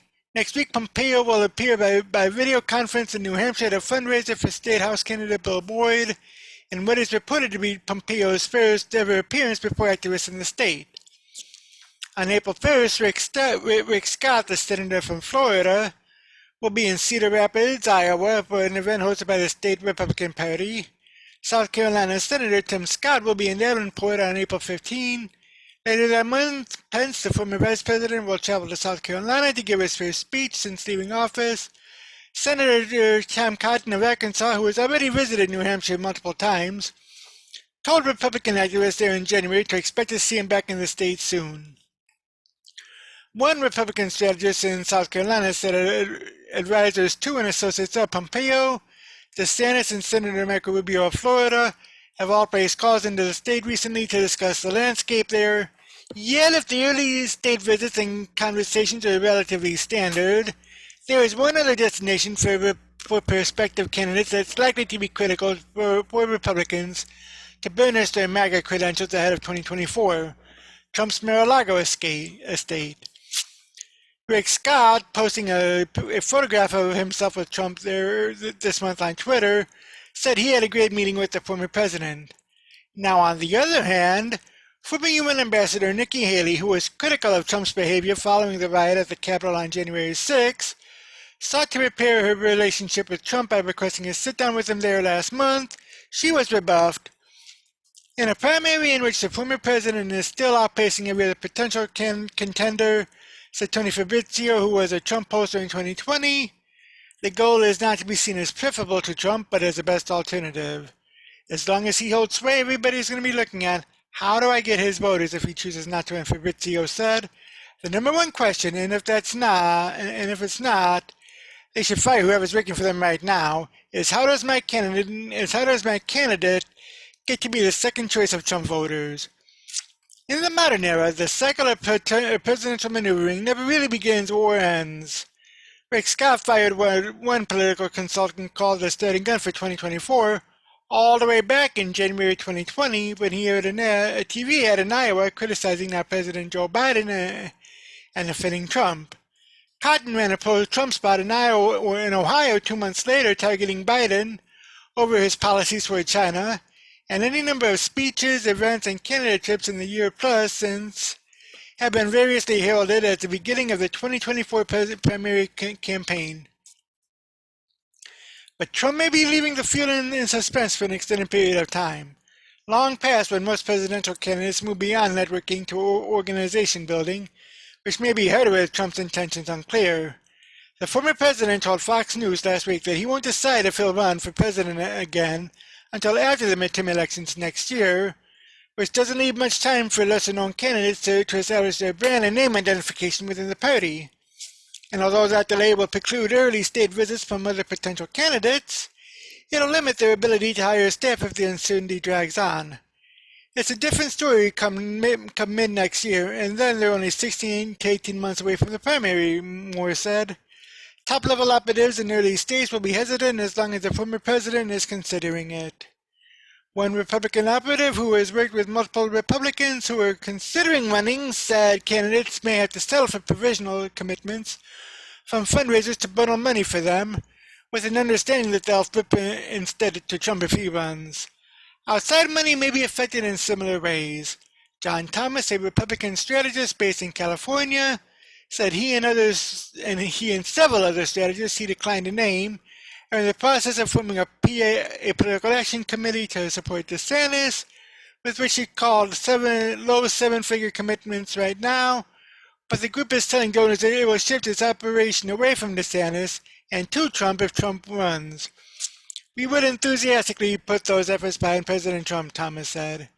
He described the current state of the race as the if Trump doesn't run primary.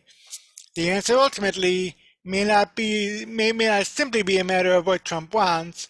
Though widely popular among Republicans, Trump's public approval ratings ticked down at the end of his term, and he has not been as forceful a presence in his immediate post-presidency as many Republicans had predicted. It's possible that he will fade. No one has the slightest idea of what Donald Trump's situation is going to be 2 years from now, said Fred Ayers, the longtime Republican pollster. Is he going to be fighting off another bankruptcy? Is he going to be fighting to stay out of jail? Or will he be the King Kong of the Republican Party? No one has any clue right now. Trump is 74, and if his age doesn't become a factor, then the midterm elections might. Wayne McDonald, a New Hampshire lawmaker and former state Republican Party chair, said that if the president crisscrosses the country and a fraction of his candidates win, it's not going to be a positive sign. But if he campaigns heavily and most of his candidates win, that's going to be huge for him. Steve Scheffler, an influential Republican National Committee member from Iowa and president of the Iowa Faith and Freedom Coalition, said that because 24 hours in politics is a heck of a long time, even if Trump does run again, the dynamics in politics may be different. It's smart politics, he said, for the other potential candidates to begin laying groundwork now. They don't want to get a late start, Scheffler said. But even if Trump does run, the candidates who are forced to step aside may find value in the exercise anyway. Pence is only 61. Pompeo and Tim Scott are in their 50s. DeSantis, Cotton, Haley, and South Dakota Governor Christie Weighs are even younger, in their 40s. A lot of people have 20 years of president or potential viability in running for president, Kaufman said. That's true, and I think if I'm not mistaken, even Marco Rubio is late 40s to early 50s. So should be interesting to see just what happens with all that. And there's also this from Deseret Deseret.com, Deseret News from Iowa, or rather from Utah, and it says, a way too early guide to the 2024 Republican primary. The 2024 Republican primary is already here. Though we're still more than 1,300 days away from the next presidential election, potential candidates are already making stops in early caucus and primary states and working behind the scenes to prepare for a possible run. Late last month, C-SPAN kicked off its road to the White House coverage with a speech by former Secretary of State Mike Pompeo in Iowa, and former Vice President Mike Pence is scheduled to give the keynote at a dinner for a social conservative group in South Carolina on April 29. The lead-up to the next presidential election is different than in past years because of former President Donald Trump.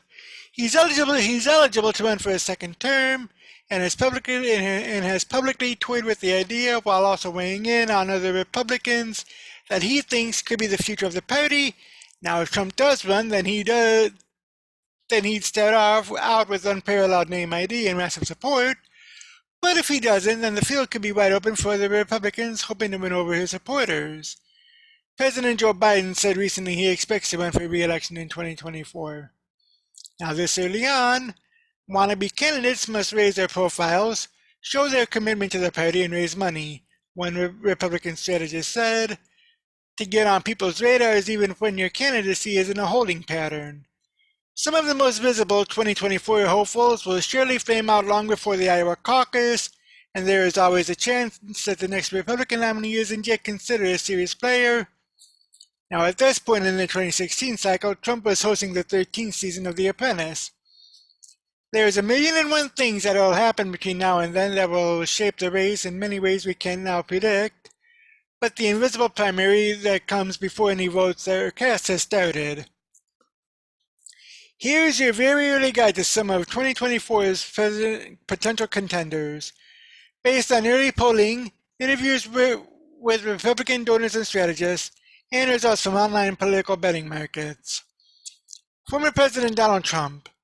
The biggest question mark for the Republicans is Trump. He hasn't really frozen the field since Republicans are already positioning themselves to run, but perhaps he's refrigerated it a bit. Trump is the 800-pound gorilla, said Dan Eberhard, a Republican donor. Trump has got command of the organs of the party and is going to have an enormous amount of resources and name ID and the ability to throw these rallies in the fall of 2022. I think that sets him up very well for being pole position for 2024 if he wants. Trump 74 is currently Better's top candidate on Predicted, an online prediction market, and he's also led in several early polls, including a February Morning Consult political poll. The poll found 54% of Republican voters would back Trump if the 2024 primary were held today. Those kinds of numbers would mean game over in a primary, but they also suggest that many Republicans are eager for a new face.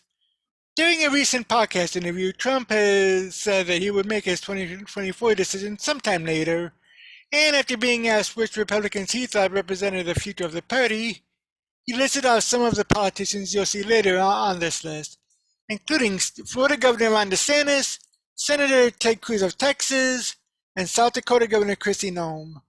Now, the last time a losing president tried to return to office was Grover Cleveland in 1892, and he pulled it off, becoming the only president to serve 2 non-consecutive terms. Florida Governor Ron DeSantis. DeSantis, 42, has fast emerged as a Republican rising star. He finished second in the Conservative Political Action Committee straw poll in February behind Trump, and some see him as the best positioned heir to the Trump mantle. If Trump doesn't run again, I think he's the odds-on favorite to be the next president. Florida Republican Party Chair and State Senator Joe Gruters told NBC News of DeSantis. Now, DeSantis' appeal is due in part to his combative relationship with the news media. He regularly spars with journalists, interrupting or pushing back against their questions in a way Trump fans would appreciate, and because of his handling of the pandemic. In a recent Wall Street Journal op-ed, DeSantis wrote that Florida's less restrictive response to COVID-19, but felt he intel from the elites and the state still ended up with competitively low unemployment and per capita COVID mortality below the national average. Florida's COVID-19 death rate per 100,000 people is similar to California and Ohio, and so far about 33,500 Floridians have died from the virus. New research in the American Journal of Public Health suggests the state is undercounting COVID-19 deaths. DeSantis got his start in politics in the U.S. House in 2012, where he served 3 terms before running for governor in 2018. His bid got a big boost from Trump, whose endorsement propelled DeSantis over a better-funded Republican rival. DeSantis graduated from Yale and Harvard Law School and served as a Judge Advocate General or JAG in the U.S. Navy. He and wife Casey, a former local news TV host, have 3 children. Former U.S. Ambassador to the United Nations Nikki Haley. Haley, 49 years old, stands out in the potential field by her resume. She has experience as an executive as a former governor of South Carolina, and foreign policy experience from her time as U.S. Ambassador to the United Nations.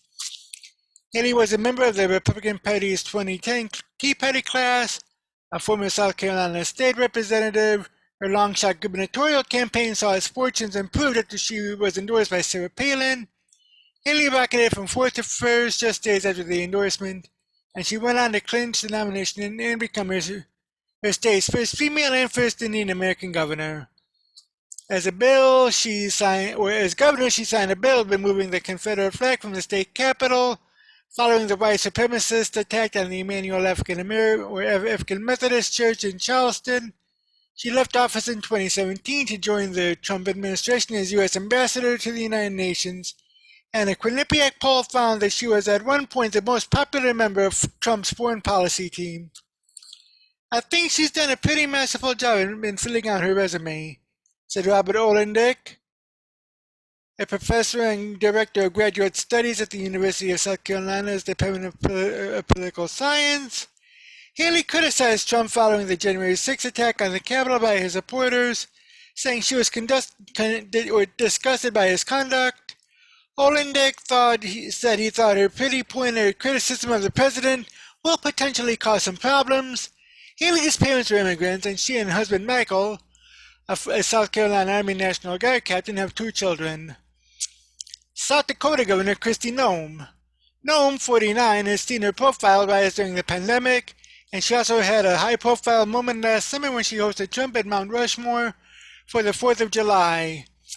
Noem gifted Trump with a Mount Rushmore replica that included his face, and her growing connection with Trump fueled speculation that he was considering swapping her for Pence as his running mate.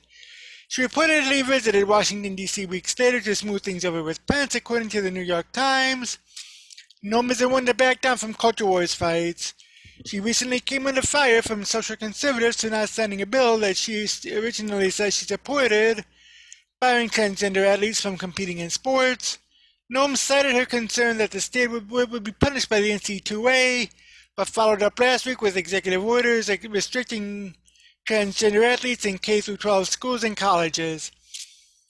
Noem also recently got in a Twitter fight with Lil Nas X over his limited edition Satan shoes. The rapper responded to her tweet by saying, "You're a governor and you on here tweeting about the shoes." Noem fired back with the Bible verse from Matthew 16:26. Like DeSantis, Noem has played up her state's more hands-off approach to handling COVID-19, but the virus has devastated South Carolina, South Dakota. More than 1,900 people have died in the royal state, and it has the 8th highest death rate per 100,000 people in the U.S., according to data compiled by Statista. Noem may be the only person on this list who received internship credits while a member of Congress. Noem quit school after her father died in a farming accident when she was 22 years old, but she later returned, graduating from the University of South Dakota in 2011 when she was in the House. Noem was a state lawmaker who later served 5 terms in the U.S. House before running for South Dakota governor in 2018. She and her husband Byron have 3 children. Former President Mike Pence. Now, historically, experience as a VP is not a bad launching pad for the presidency. 6 former vice presidents went on to become president, including, of course, President Joe Biden, and an additional 5 won their party's nomination. For 61-year-old Pence, though, the upside of his time as vice president is more of an open question. Trump's 2020 pollster, Tony Fabrizio, found that if the former president doesn't run, his supporters gravitate most to Pence, DeSantis, and Senator Ted Cruz of Texas, so there is plenty of support there. But January 6th, when Pence announced Biden as the winner of the 2020 election, complicates things. He's got this tricky position, said Stephen Webster, an assistant professor of political science at Indiana University Bloomington. I think increasingly the base of the Republican Party is aligned with Donald Trump, and Mike Pence is really seen with hostility by Trump's base, simply for performing his constitutional duty on the 6th. Now, Pence appears to be well aware of the predicament. Earlier this month, he published an op-ed voicing his concern over supposed voting irregularities in the 2020 election, although he didn't mention any specifically. Trump's own administration said the election was the most secure in American history. Pence and his wife Karen have 3 children. Pence is a former conservative radio host who served 7 terms in the U.S. House before becoming governor of Indiana. Former Secretary of State Mike Pompeo. If 2024 turns into a foreign policy election, the 57-year-old Pompeo is in a strong position with his background as a former Secretary of State and CIA director. During Pompeo's recent speech at the Westside Conservative Club in Urbandale, Iowa, he gave a preview of some of the lines that might end up as his presidential stump speech. He said he spent most time with North Korean leader Kim Jong-un than any other American, including basketball star Dennis Rodman, and he talked about the threat he sees from China. His mention of the U.S. moving its embassy in Israel to Jerusalem during his tenure was met with applause. Before serving in Trump's cabinet, Pompeo then blasted then-President Trump as an authoritarian. Pompeo made the remarks the day of the Kansas caucus in 2016, quoting Trump saying that if he had a soldier to commit a war crime, they would go and do it, or saying that if he told a soldier to commit a war crime, he would go and do it. Pompeo said the U.S. spent 7.5 years with an authoritarian president who ignored the Constitution, referring to former President Barack Obama, and we don't need 4 more years of that. Pompeo served 3 terms representing Kansas in the U.S. House before joining the Trump administration. He and his wife Susan have 1 child. He graduated from the U.S. Military Academy and Harvard Law School and served in the U.S. Army. Senator Ted Cruz of Texas. Cruz, 50 years old, could start out a 2024 campaign in a much stronger position than his first run in 2016 when he came in second. Now, it's not uncommon for Republicans to select a recent runner-up to later be their nominee, which has happened to Mitt Romney, John McCain, Bob Dole, and Ronald Reagan. A lot has happened to Cruz since 2016. For one, he became an ardent Trump supporter and grew a beard. But Cruz has also learned lessons from his first presidential run. Should he run again, he'd be a much more experienced campaigner with a more finely tuned message, higher name ID, and a carefully maintained donor base, one Republican strategist said. Cruz has also faced backlash for objecting to President Joe Biden's Electoral College win. Following the deadly January 6th attack on the Capitol, 7 Democrats asked the State Ethics Committee to investigate Cruz and Senator Josh Hawley, Republican of Missouri, for amplifying claims of election fraud that led to violence. In Texas, the Republican Accountability Project paid for 100 billboards, calling on Cruz to resign. Cruz also angered some close to him, like a longtime friend and former campaign chair who denounced him, and his chief spokesperson who resigned, according to the Dallas Morning News. Cruz graduated from Princeton and Harvard Law, and met his wife Heidi while working for George W. Bush's campaign in 2000. They have 2 children. Cruz was caught traveling to Cancun, Mexico in February while his state was in the middle of a winter storm-related power crisis. He said he did it to be a good dad. Speaking of Josh Hawley, he's next on the list. Though controversial, 41-year-old Hawley is a fundraising machine and he's quickly made a name for himself. The blowback Hawley faced for objecting to Biden's electoral college win included a lost book deal and caused him to resign from students at the law school where he previously taught. His mentor, former Senator John Danforth of Missouri, said that supporting Hawley was the biggest mistake I've ever made in my life. Still, he brought in more than $1.5 million between January 1st and March 5th, according to Axios. And fundraising appeals in his name from the National Republican Senatorial Committee brought in more cash than any other Republican except NRSC Chair Rick Scott of Florida. Just because you're toxic in Washington doesn't mean you can't build a meaningful base of support nationally. One Republican strategist compared the possibility of Hawley 2014, or 2024 rather, to Cruz in 2016. He's not especially well liked by his colleagues when lawmakers were sheltered in a secure room during the January 6th attack on the Capitol. Hawley spent most of the time in a corner by himself, unacknowledged by the rest of the room. One person who was there told the Wall Street Journal. But he's built a national profile for himself and became a leading Republican voice opposed to big technology companies. Hawley and his wife Erin have 3 children. He got started in politics in Missouri, or as Missouri Attorney General. Before being elected to the Senate in 2018, Hawley graduated from Stanford and Yale Law. Senator Tom Cotton of Arkansas. Cotton, 43 years old, has been preparing for a potential presidential run since before the 2020 election even happened, visiting the first-in-the-nation primary state, New Hampshire, last year to campaign for local Republicans. I expect I'll be back in New Hampshire again in the future, he told Insider last October. The betting site predicted currently ranks Cotton alongside Pompeo, Rubio, and Hawley. Cotton represented Arkansas in the U.S. House for 2 terms before becoming a senator in 2015. His first brush with national prominence came in 2006 when he was serving in Iraq as an Army lieutenant. Cotton sent a letter to the editor at the New York Times criticizing their story about the U.S. terrorist finance tracking program. Cotton called for the paper to be prosecuted for revealing the program, and though his letter wasn't published in the Times, it was picked up by the controversial conservative blog Powerline, which Cotton copied on his petition to the Times.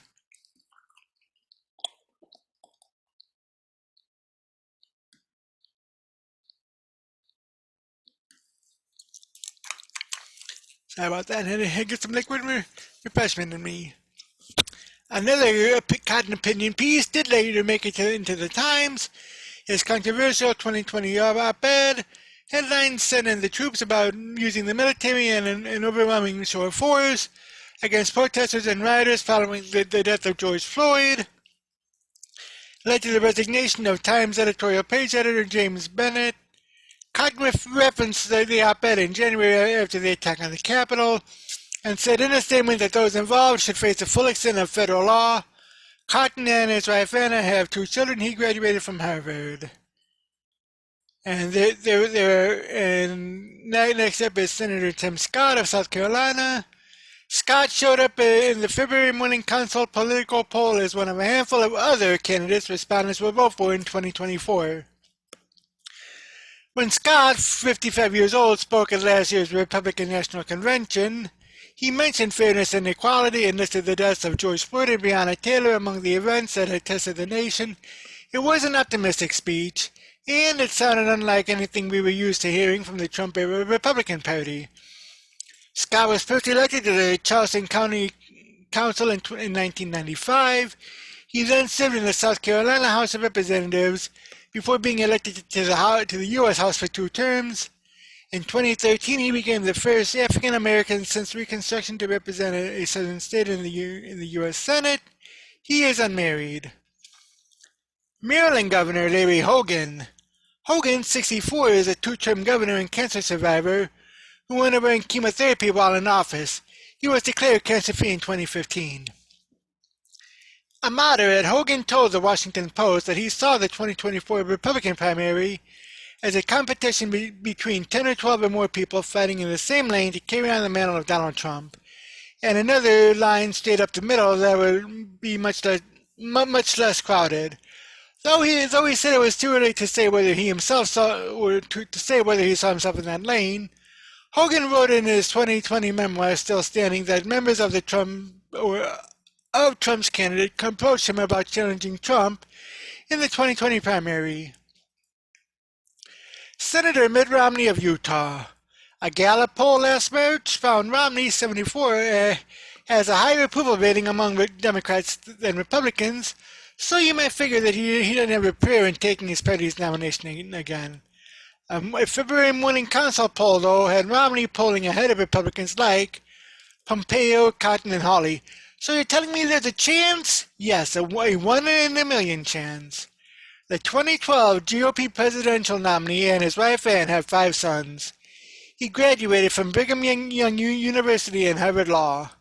Romney is a former Massachusetts governor and the first person to be a governor and senator from 2 different states since Sam Houston, who was governor of Tennessee and a senator from Texas. Romney is this year's JFK Profile and Courage Award recipient. Senator Marco Rubio of Florida. Like Cruz, Rubio would enter the race with a heightened named ID and experience from his 2016 run. Now, one of Rubio's biggest challenges, though, could be his fellow Floridians. If DeSantis and fellow Senator Rick Scott run, there could just be one ticket out of Florida, a Republican strategist said. Rubio, 49, is married to Jeanette Dos Debus, and they have 4 children. He graduated from the University of Florida and University of Miami Law School, and was Speaker of the Florida House of Representatives before running for U.S. Senate in 2010. Senator Rick Scott of Florida. Scott, 68, is a first-term senator whose biggest asset could be his fundraising. During his 2018 campaign, he raised more than $20 million, in addition to $63 million of his own money he chipped in, according to Politico, and he's also chair of the National Republican Senatorial Committee. Scott and his wife Ann Holland have 2 children, and he was previously the governor of Florida. The wild cards. The first Democrat debate back in 2019 had 20 candidates. So don't be surprised if the Republican field is as large or larger. We could have some governors or representatives run, or even other non-traditional candidates, like a Trump family member, a Fox News host, or a celebrity like Dwayne "The Rock" Johnson, who said he's seriously considering the run. Hey, stranger things have happened. Now, it'll be interesting to see just who runs and what'll happen. I know that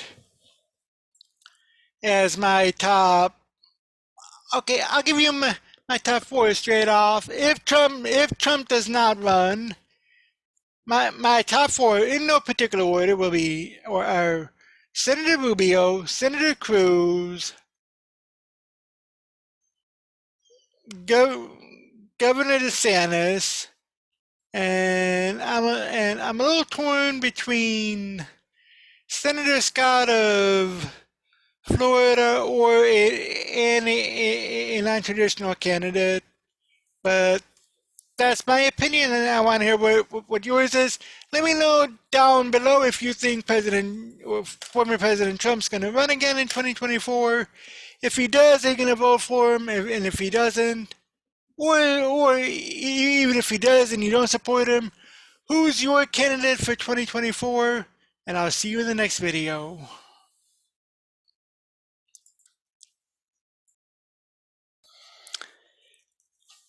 In the wake of the Derek Chauvin murder trial verdict, LeBron James blasted a white police officer for shooting a black girl for trying to stab another person, and LeBron got blasted for it by, among others, GOP Senator Kennedy from Louisiana. This coming from the Political Insider. LeBron James gets torched by GOP Senator Kennedy. He can go from 0 to square everyone real fast. NBA star LeBron James found himself in hot water this week after he tweeted and then deleted a post saying, "You're next," alongside a photo of the officer involved in the Ma'Khia Bryant shooting in Columbus, Ohio. On Thursday, Senator John Kennedy, Republican in Louisiana, slammed James for this, saying that the Los Angeles Lakers star has more zeal than wisdom and has a tendency to go from zero to screw everyone real fast. First, I think Mr. James did the right thing by pulling down the tweet, Kennedy told host Harris Faulkner. Look, Harris, I admire his passion. He is clearly a leader for many Americans for a variety of reasons, not the least of which is his extraordinary people with physical skills. I think sometimes Mr. James has more zeal than wisdom. He doesn't wait on the facts. I mean, he can go from zero to screw everyone pretty fast, and I wish I was as sure of anything as Mr. James sometimes seems to be sure of everything, he added. I don't want to be overly critical, but in a situation like this, you have to get the facts, and what happened in Columbus was horrible. I mean, a cop had to choose between two lives for a split second. President Biden, when he was running, said, well, the cop ought to shoot the gun or the knife out of their hands. I mean, this isn't Silverado or Deadwood, you know, Kennedy concluded. This isn't the movies. Cops sometimes have to make quick decisions, and we have to wait for the facts in the investigation. Kennedy went on to call on Americans to disabuse the idea that every cop who he noted, many of whom were racial minorities, looking to hurt citizens. I don't think most cops are racist, he continued. Some probably are, and we need to weed them out, but if you hate cops just because they're cops, you are being unfair and unrealistic. And he goes on, and it says that the piece was written and originally appeared in LifeSet, but yeah, so you had Senator Kennedy just torching LeBron James on that. And ironically enough, now this man you would not expect to see defending the police, especially considering he was involved in the trial of the century back in 1995. But yeah, O.J. Simpson even weighed in on LeBron James's now deleted tweet. This coming from a site that I've never heard of before called themix.net. O.J. Simpson weighs in on LeBron James's now deleted tweet, but the NBA remains silent. O.J. Simpson knows a thing or two about the importance of keeping your mouth shut. Now he's telling LeBron to zip it about a police shooting. LeBron really put himself in a firestorm of criticism following his tweet targeting a Columbus, Ohio police officer. Even O.J. Simpson has stepped up to tell the Lakers star that it's important to wait for the facts before speaking, and O.J. knows a thing or two about the importance of keeping your mouth shut. People are piling on LeBron James. Even O.J. Simpson took a swing, telling King James to wait for the facts in the case. But O.J. knows the importance of keeping your mouth shut. The juice may be loose, but his lips aren't. Simpson attempted to cushion his criticism of LeBron between some compliments. Still, this is going to hurt. And there's a tweet where O.J. said, wait for the facts, hashtag LeBron James. There's a video with the tweet. Critical thinking skills are not a LinkedIn skill of LeBron's. He can dribble a ball, but he's not a professional commentator. Ma'Khia Bryant was shot and killed by a police officer while she was holding a knife and attempting to harm another teen. LeBron showed no concern for the girl whose life was saved by the police officer. LeBron just saw a headline and rushed to judgment. Now he ended up putting the officer's life in jeopardy and making himself look like a fool. Now pressure is being applied to his sponsors and the NBA to comment. The Fraternal Order of Police pushed back on the Lakers star after he deleted his repulsive tweet. This is what the National Fraternal Order of Police said. At King James, with his vast resources and influence, should educate himself and frankly has a responsibility to do so on the facts before weighing in. This is disgraceful and completely reckless. The officer saved a young girl's life. No amount of gaslighting will change that fact. And this is King James's tweet. You are next. With an hourglass and the hashtag accountability. Clay Travis of Outback the Coverage shared a video of the pro athlete discussing reading Malcolm X's autobiography. It's a great example of the fact that LeBron does not know what he is talking about. He contradicts himself and sounds like a fourth grader giving a book report without reading the book. Clay Travis's tweet says, in honor of deep thinker LeBron James, here was his takeaway from the autobiography of Malcolm X. where he was asked to review the book he claimed to be reading. I don't know how I missed this last year. Enjoy a very enlightening book review, and there's a video on that. Now the focus pivots to the Lakers, the NBA, and the sponsors who fork over millions for LeBron to endorse their products. Social justice warriors often target companies when a conservative sponsor gets out of line. Now the tables are turned on LeBron. Fox News contacted the NBA and the Lakers to get their comments on LeBron's now removed tweet that is being seen as a threat to the Columbus police officer. Neither responded, but both issued statements following Derek Chauvin's conviction in the death of George Floyd. The Lakers tweeted out, "While we are encouraged by the conviction encouraged by the conviction of Derek Chauvin, we need to acknowledge that the possibility for justice was foreclosed the moment George Floyd lost his right to breathe. Today, however, the court delivered the next best thing: accountability." And you can read more of that there. Fox News also reached out to Nike, Pepsi, General Motors, Beats Electronics, and Walmart about LeBron's tweets. No responses were given. But will LeBron James finally face accountability for his actions and words? Now, that is a very interesting question. Will LeBron James take responsibility for his words? Will he be held accountable for that?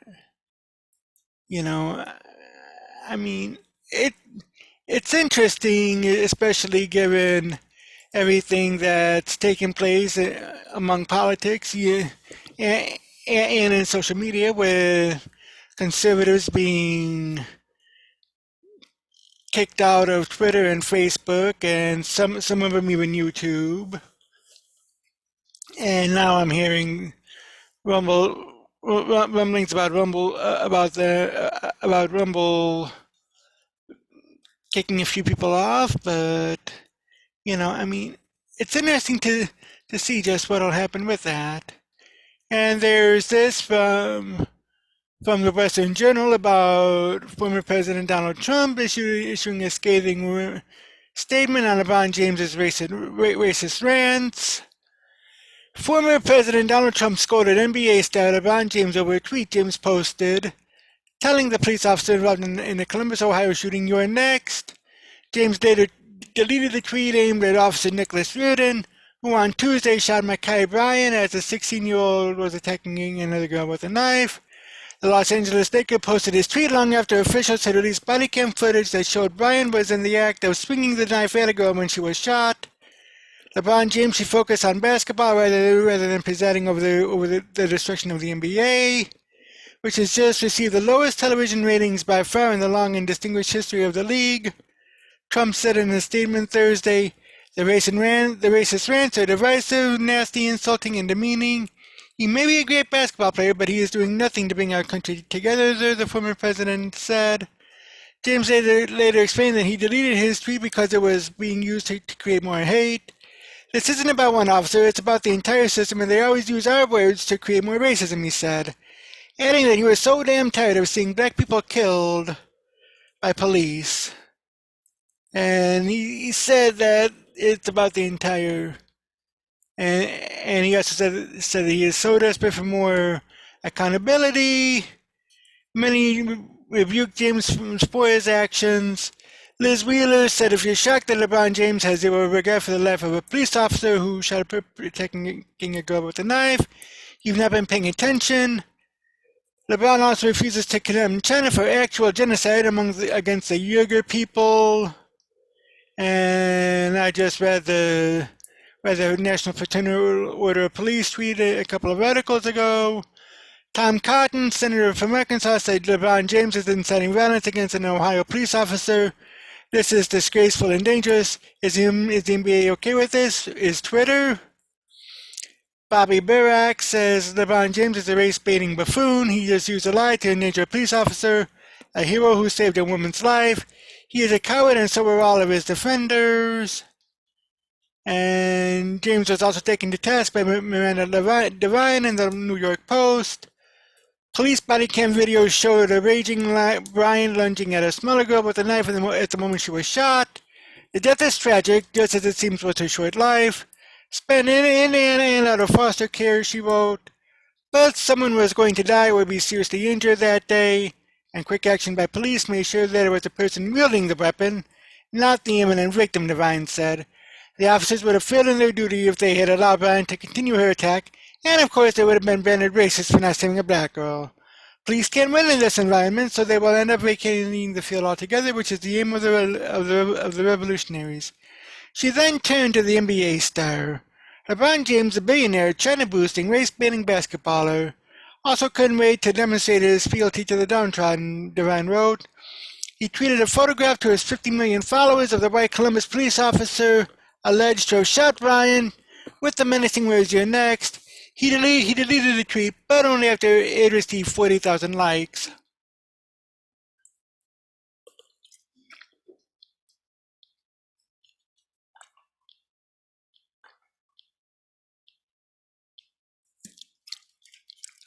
Sorry about that. I had to get a little bit of liquid refreshment there. Don't expect him to be censured by the NBA for his rancid lie either. And that's true. I mean, will the NBA call him out? But or will they just, stand back and not do anything about it?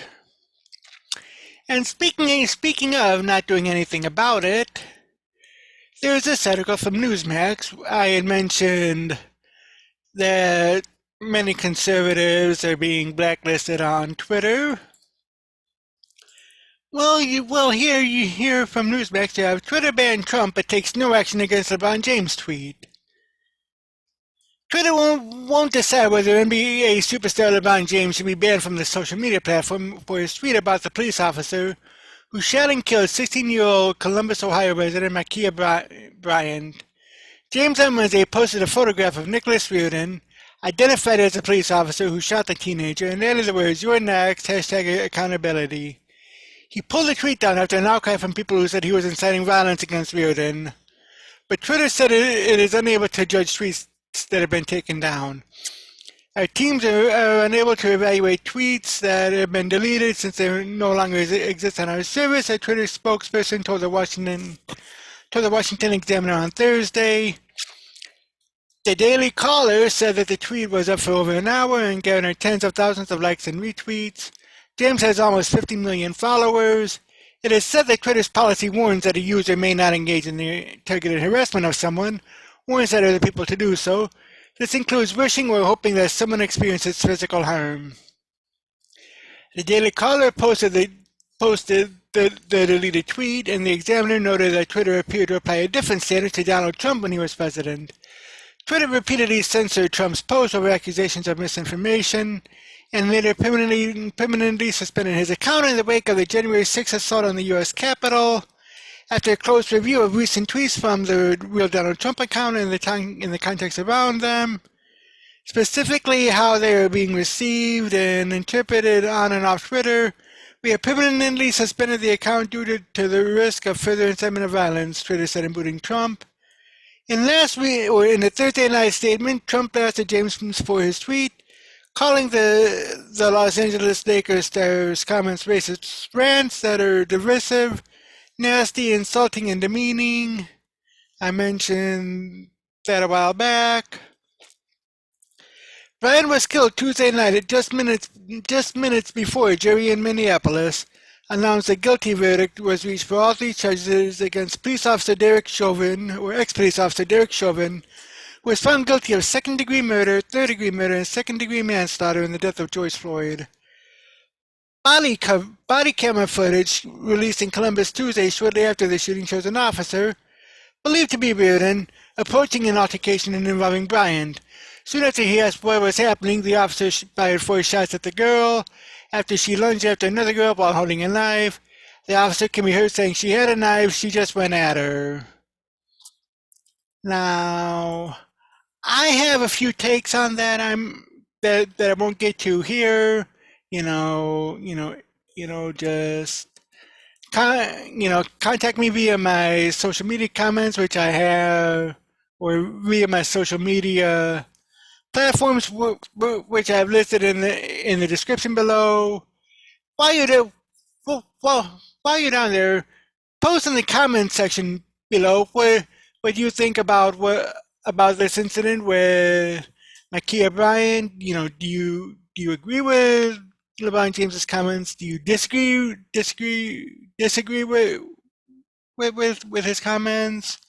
Do you agree with O.J. Simpson, Senator Kennedy, and former President Trump, or not? Let me know, and I'll see you in the next video.